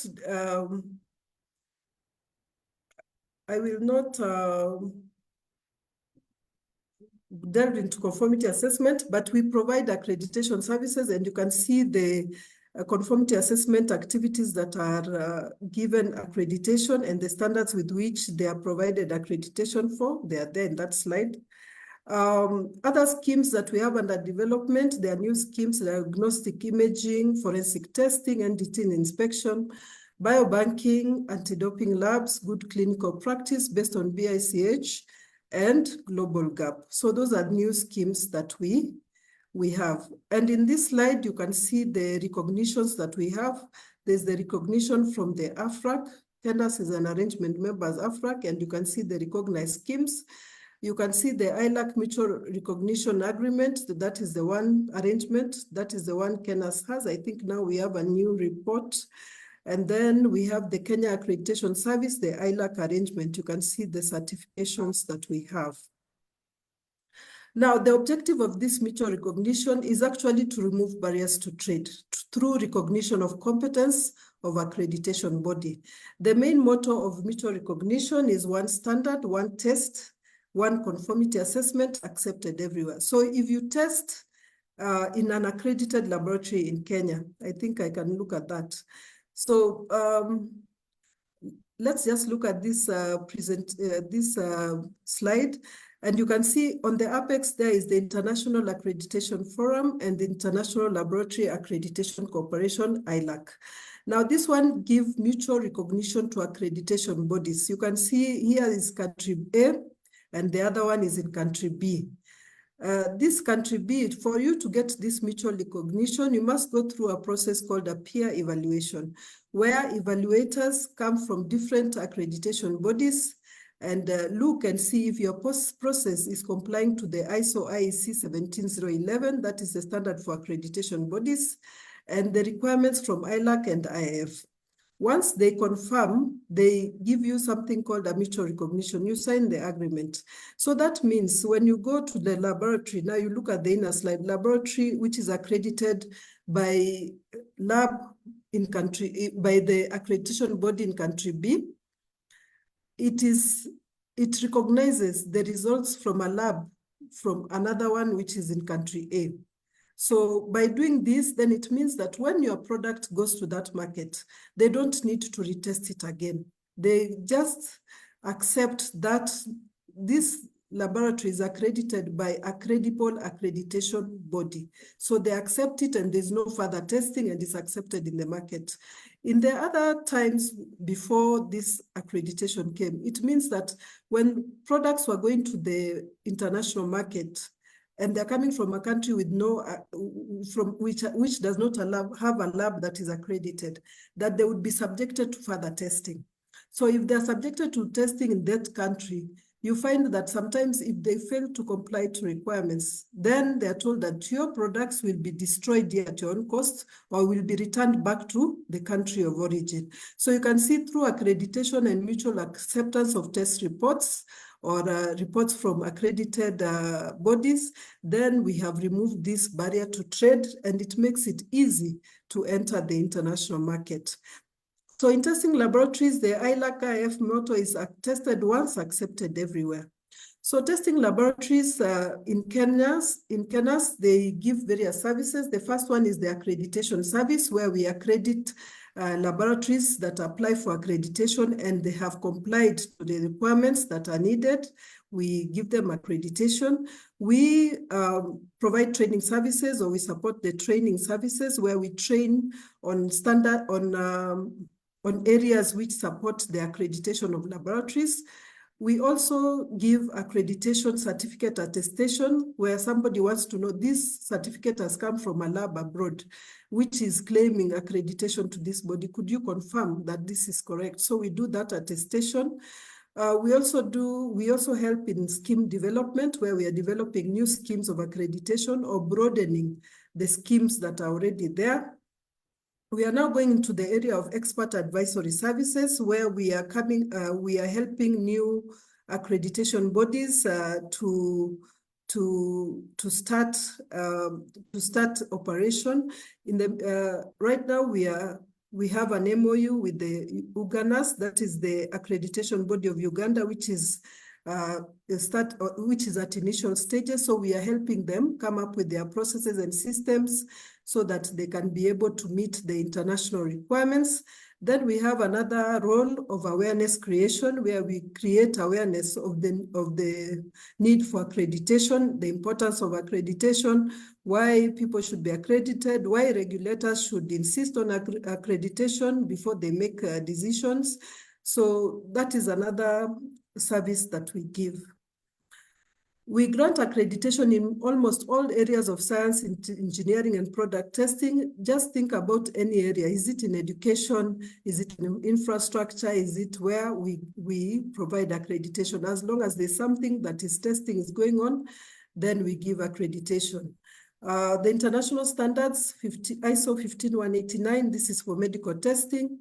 17025 is for testing laboratories and calibration laboratories, and 17043 is PT providers. Other documents that we use are ILAC and AFRAC policy documents, Kenya's criteria documents for various scopes. This can be found in our website, legal and regulatory requirements that govern different sectors of the economy. Now, the product of a laboratory is a test result. We always don't want to undermine that. It is not a test report, but a test result. And that test result must be accurate, it must be reliable, and it must be timely. You can give a very good result, but after 1 year, then that result is not necessary to make a decision. So it must be timely, it must be accurate. You can repeat and you get it. It must be reliable for people to be able to make decisions about products based on those test results that come from a laboratory. So we are saying that multi-million shilling decisions are made on various daily based on the basis of data that is produced from testing labs. So the testing labs support multi-million shilling industries, and you can think that a lab is really not important until it affects an entire sector of the economy. In Kenya, we have had crises, for example, in sugar, we have had in edible cooking oil, we have had in fertilizer, and all these scandals usually are relating to product testing, the results from laboratories. And it's important that when these issues come up, then the lab is able to defend itself that, yes, we did this test, yes, we produced this result, and this result, we can defend it. We use certified reference materials. We have participated in PT, our staff are competent, and we can be able to say, yes, this result that we produced is the accurate result, and therefore, any decision that is made based on our result is a decision that is valid and cannot be contested. And if contested, then we can be able to defend the decision that we have taken. The uses of test data are many, and we have seen product design and research, quality control prior to acceptance of raw materials, very, very important, because if you take in substandard raw materials, you don't expect to get a good final product. During production, just to check on the quality control prior to shipment and sale, to certify government regulatory requirements. Government has come up with various standards for various products, so you must check that your products are meeting these requirements. They're used for certification purposes. Certifying contractual agreement, somebody has said, provide me with these products. You must be able to show that these products meet requirements. For buyer protection information, the products in the market must be safe for the public to use. For product comparisons, environmental product protection, we say we are custodians of the environment for future generations. So we must protect our environment for posterity. In legal proceedings, very important that our results can be used to make decisions. In forensic work, to identify different things, maybe using the DNAs and all that is very, very important. So you can see that testing work is usually, and it usually goes through all sectors of the economy, and thus is very, very important. Now, implication of flawed test results for your lab, if it gives wrong results, it can cause various problems. For example, defective products are in the market, wrong decisions will be made, legal implication, you can be sued, loss of credibility, everybody will say this lab is not credible, whatever they produce from that lab cannot be relied upon. Then losses, where you make losses because of products which do not meet requirements. Causes of inaccuracies in test data, there are many in the lab: analyst error, equipment defects, test methods which are varied, reagents used that are not standard, sample preparation, very important, because your product, your test result is as good as your sample. So if you don't sample well, then you cannot say you get a good test result. Use of uncalibrated equipments and all that. Now in Kenya, we have accredited a total of 64 testing laboratories. We have 10 applicants laboratories. That makes a total of 74 labs that we are processing at the moment.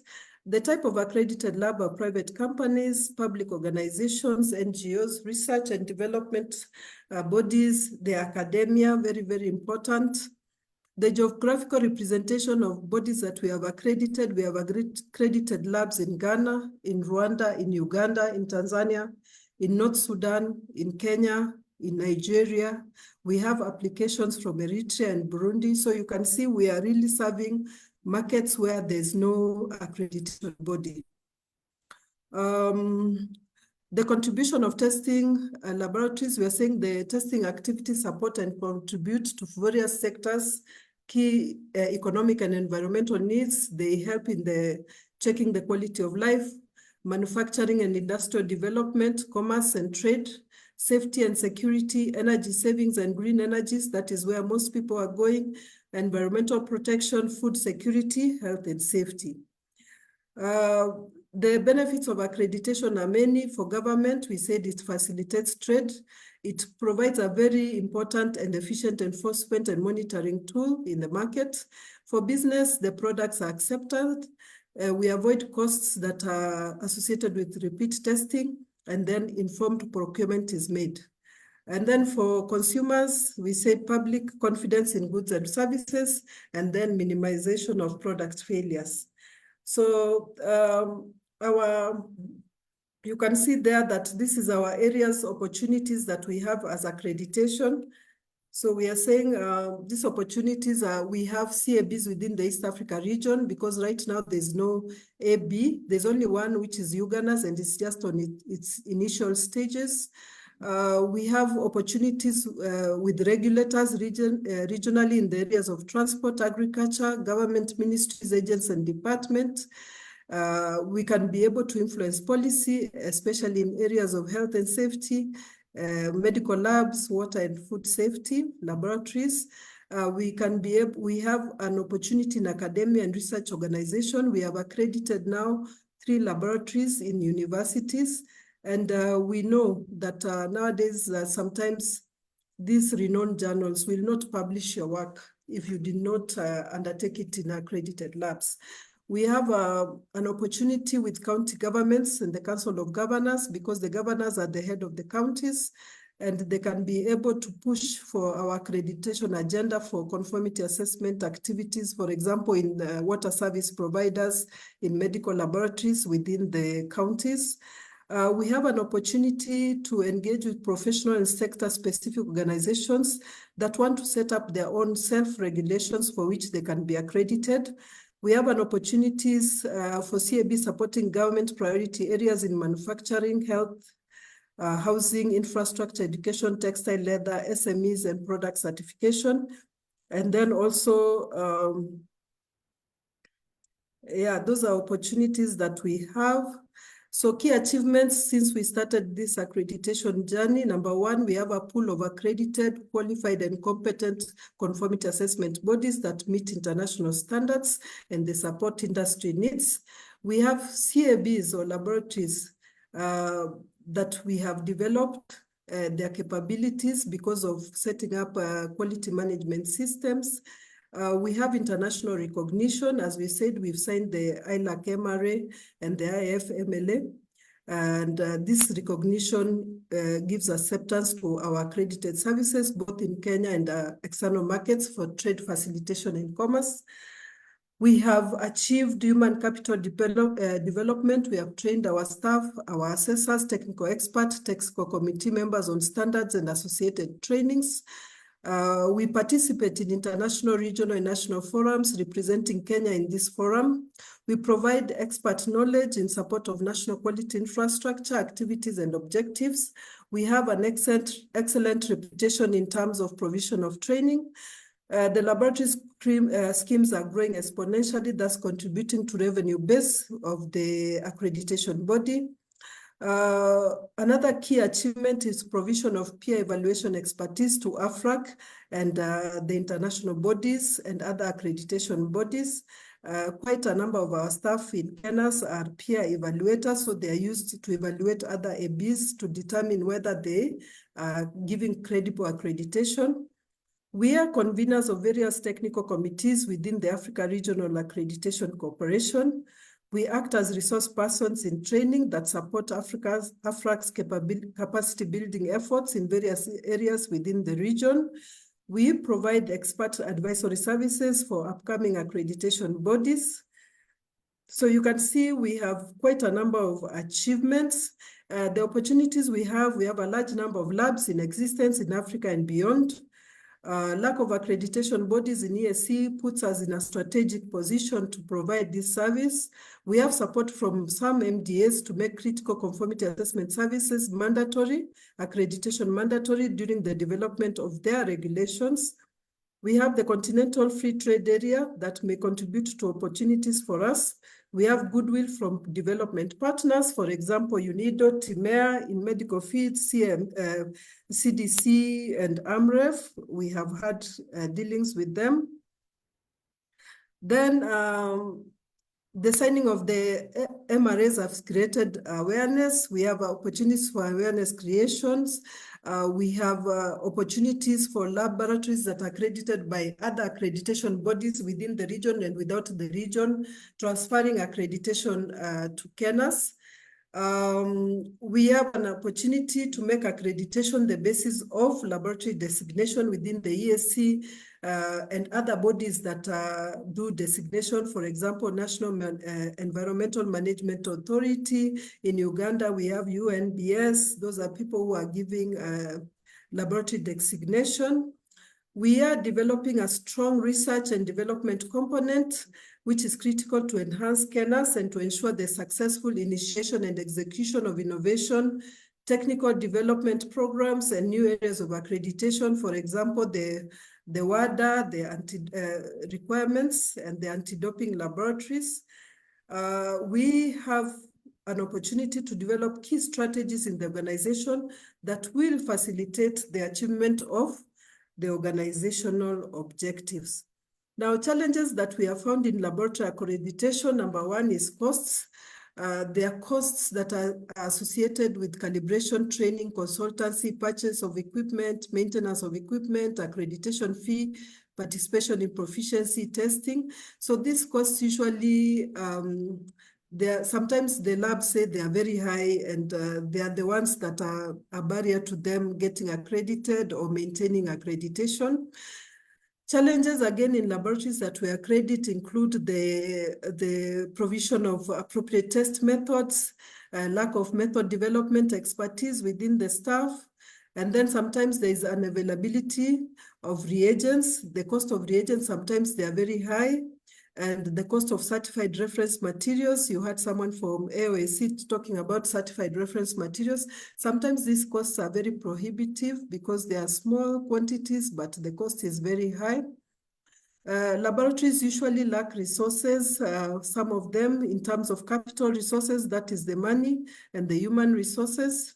And then human capital development for them to do continuous professional development for their staff in terms of competence development, training sometimes requires money. They have problems participating in international, regional, and national forums. This is because of course, again, lack of capital. And then lack of interlaboratory comparisons and proficiency testing in areas of testing and calibration. This can be a challenge for progression of laboratories to accreditation. In fact, in KENAS, we have a policy that you must participate in proficiency testing or ILC before you apply for accreditation. And when you apply for accreditation, you must come with the results. So if there's no ILC in your area or PT, then sometimes it can be a challenge. Then there can be also a challenge where for traceability in areas where the National Metrology Institutes of various countries have no capability or no traceability. So we are saying that Kenyan's examples, we are continuing to engage and collaborate with stakeholders in various areas: petroleum tanker inspection, type approval of communication devices, bodybuilding, professional bodies, and all that. So those are areas that we have. Steps to accreditation, we have 7 steps to accreditation. The first one is accreditation agreement and application you must fill and sign. Then step 2, we must accept that application after doing our due diligence and risk management. Step 3, after accepting your application, you must provide it together with the documents. So we do a document review, we give you a report, we tell you if your documents are okay or not okay. If they are okay, and if there's corrective action done, then we proceed to step 4, which is the initial assessment of the laboratory, where we come on site with a team leader to look management system requirements and technical experts to look at the technical requirements. And these technical experts are actually experts and their peers, because they come from labs which do the same, which analyze the same products that are analyzed in the lab that we're going to accredit. After the initial assessment, then we have to provide an assessment report. The assessment report will tell us whether there are non-compliances that should be addressed and the positive things that are within the lab. Once the lab addresses those non-conformities and they're given 1 month, then their file goes for accreditation decision-making. After the decision is made for accreditation, they're issued with the accreditation certificate and schedules. And then step number 4 is maintaining accreditation, because we have to do a series of surveillance assessments. After the initial accreditation, we do a 6-month surveillance assessment, then 1 year after that for a period of 4 years. And then we do a reaccreditation assessment where step 1 starts afresh. So that is the process, the steps to accreditation. So when you do the application, you must attach the following documents in terms of laboratory accreditation. So you'll have a duly filled application form, and then this comes with a duly signed accreditation agreement, because we have to sign the requirements and the different trees for accreditation. Now, in Kenya, we have a new requirement that all government services go through eCitizen. So we have an eCitizen platform where you can go and fill in the application form and come up with and attach all your documents. But if you are from out of the country, that is outside Kenya, then we can do the manual process, because you do not have an eCitizen number, or you don't have a PIN number. Then together with those two, you must give us the results of successful participation in proficiency testing in all the tests that you have applied for accreditation. And then you must give us resumes of nominated technical signatories from that laboratories. You must attach mandatory procedures and documentation as required by the standard ISO IEC 17025-2017. You must attach the test methods for the applied scopes. You must attach a cross-reference matrix to standard requirements to tell us this is our document and these are the standard requirements and that is how we have met. You must give us evidence that you're a legal entity. We do not accredit briefcase labs or mafia labs. So you must be a legal entity. You must give us evidence that the staff have been trained on the requirements of 17025, because you cannot implement what you do not know. So you must train first. Then you must give us reports from internal audit and management reviews, and then your 5-year proficiency test schedule, and then evidence of having paid for that accreditation. So to conclude, we are saying as safety issues continue to make news, the role of laboratory accreditation will even become more essential.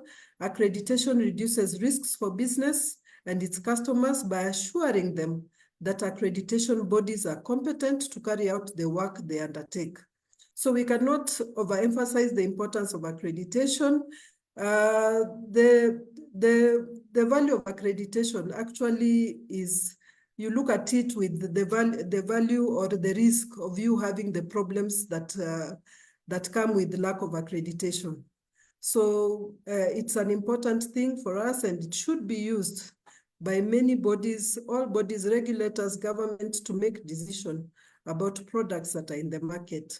Thank you very much for listening.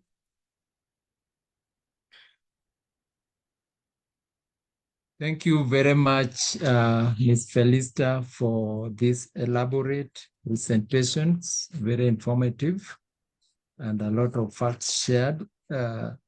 Already now we understand completely, and that's why you are the last person, because accreditation is normally the last quality infrastructure component, which at the end of the day, when all else is said, it gives the confidence, it gives the assurance that indeed the person, the organization is capable and competent of the work that is assigned for. You've answered all our questions that we had highlighted through that elaborate presentation. And I think we don't have much now to say in the interest of time. We want just to thank you, because he's saying the test laboratories underpins a quality infrastructure system, but accreditation underpins testing laboratories. So it must be accredited. So the role of accreditation finally in the quality infrastructure systems and with regards to testing laboratories cannot be overemphasized in this case. Thank you once more. And I think we are now going back in the interest of time. We will go back to our systems. You would realize that today's webinar sessions was mostly the speakers were all ladies. We want to congratulate them, and we want also to appreciate the fact that the gender agenda in standardization has really taken root, and we can see our ladies taking a real important place in the quality infrastructure systems. And this is one of the issues that are also being addressed at the ASO Central Secretariat and also generally in its policies as is somewhere else also in the quality infrastructure systems. Thank you very much. And in the interest of time, and I've gone through the chat boxes, we don't have any questions. I've seen most of the participants here and delegates are requesting for the presentations that we are going to share after this. And given now the time, I would take the mic back to Mr. Ruben just to finalize, as he is our host of today. Thank you once more. And before I give it to Mr. Ruben, allow me just to take one statement just within 1 second from all the panelists. Those who are still around, I'm sorry, Oluranti had to leave. Your takeaway, Felista, just one recommendation, just 1 second takeaway. My 1 second takeaway is that the area of accreditation is not very widely known, but with time we are creating awareness, and the importance of accreditation cannot be overemphasized. In terms of trade, in terms of safety, in terms of environmental protection, we cannot overemphasize the role of accreditation. So we just urge everyone to go for accreditation. If your economy has an accreditation body, and maybe you are a regulator or you are a testing lab, or you perform some conformity assessment activity, kindly go to your nearest accreditation body, find out how you can get accreditation, which areas, and I think the world will be a better place with safe products, a safe environment, and yeah, thank you very much. Thank you very much once more. Let us see Dr. Kate, if you are still there, Katerina. Yes, I'm here. Thank you very much. I just want to again highlight that the official methods and standards support harmonization and acceptability of analytic results. And I also pasted in the chat a link to our lab accreditation guidelines, which can be very helpful and practical because they've been developed, it's already multiple editions, in the past, and really provide some practical ways how to achieve lab accreditation.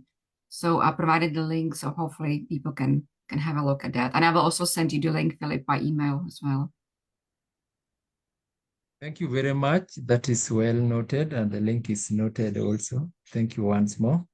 Let's see if Susanna is still around. Ms. Susanna. Thank you very much, Philip. I just want to say that as we work towards the African continental free trade area, and in boosting intra and inter-African trade, it is important that as we do investment in areas for goods, services, we also need to be able to support the conformity assessment activities that enable movement of the same goods and services. And on that basis, also support the mutual recognition arrangements that enable reciprocity of results out of those conformity assessment activities, including the testing results. And so I'm happy that we are having this discussion, and also it's our expectation that we work together towards the common goal that supports the trade facilitation imperatives on the continent. Thank you. Thank you very much for emphasizing one test, one certificate accepted everywhere, the MRA. We have Ms. Oluranti is left. She had another assignment. I will give back to Mr. Ruben Gisore, who is the host, as he also makes his final takeaway. So, Mr. Ruben, kindly take over. Thank you. Yeah, thank you very much, Philip, and thank you all panelists. Very enlightening presentations and very encouraging statements also from everyone. I take it that as a continent, we can see our landscape is quite rough in terms of having accreditation, having laboratories, having certification schemes, and all these manner of shortages that we may be having. But also looking at the possibilities that we should be able to play a part in ensuring that we can develop the continent. Always we emphasize that nobody else is coming to do it for us.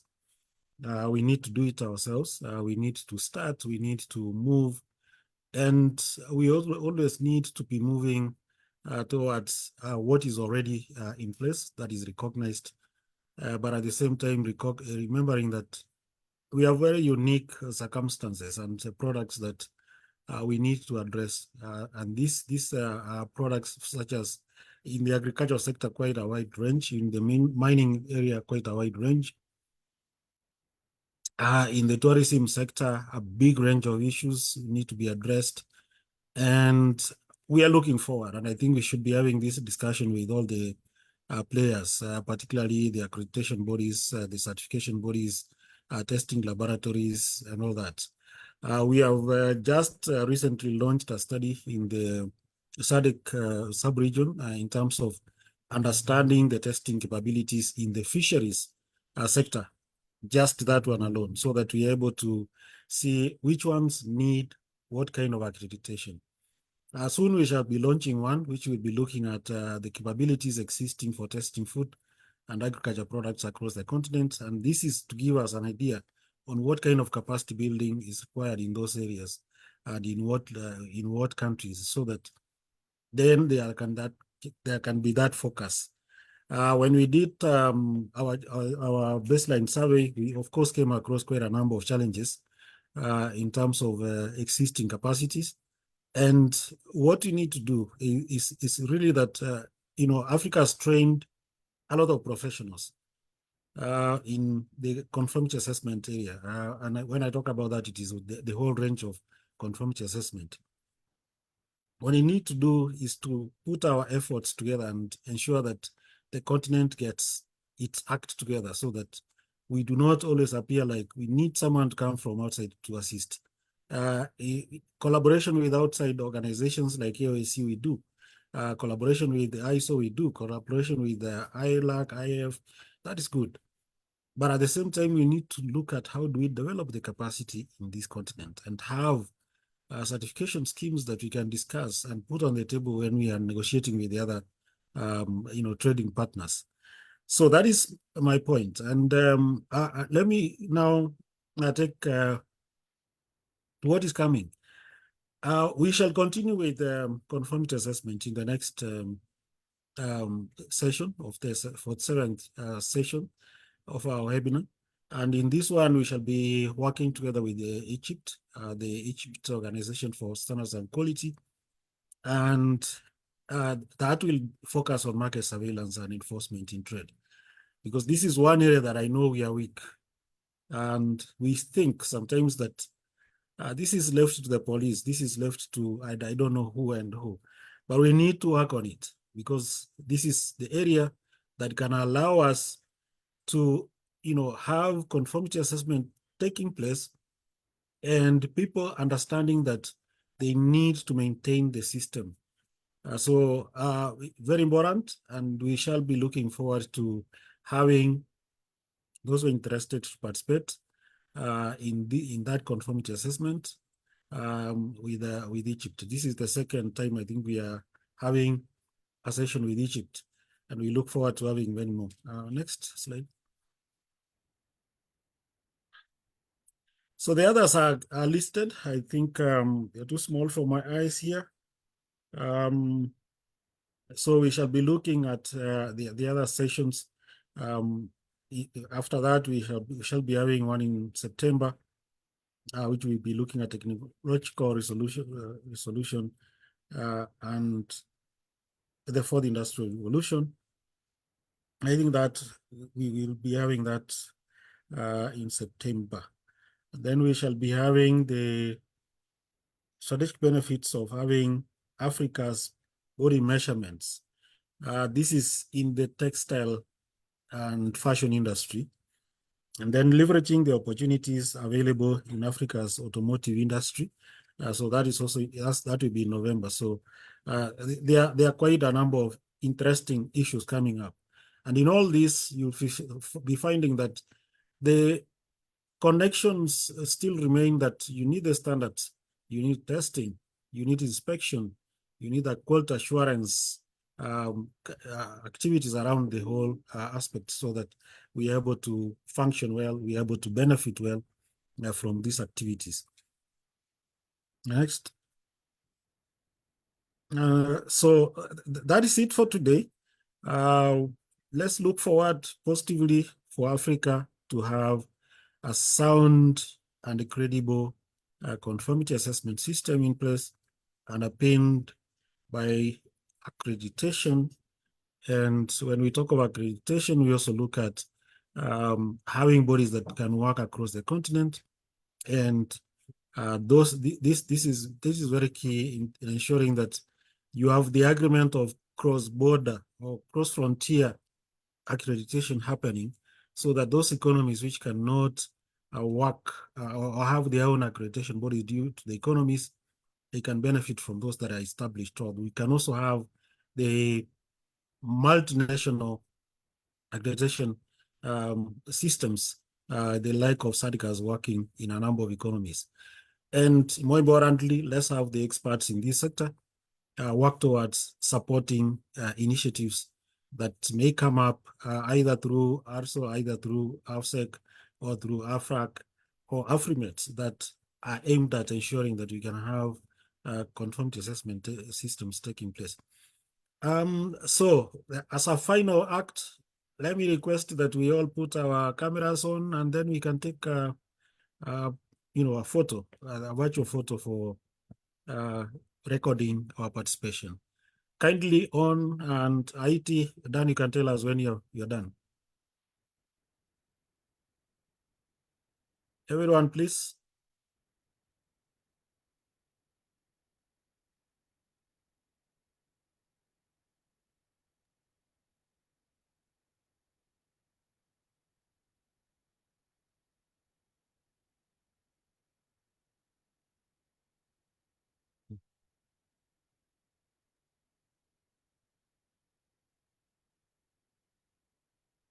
Are you taking on? As usual, we will have the certificate being done for the participation. You're done. Thank you, TD. I've been able to take. Thank you. Okay. Thank you very much, all. Until next time, keep well. Thank you.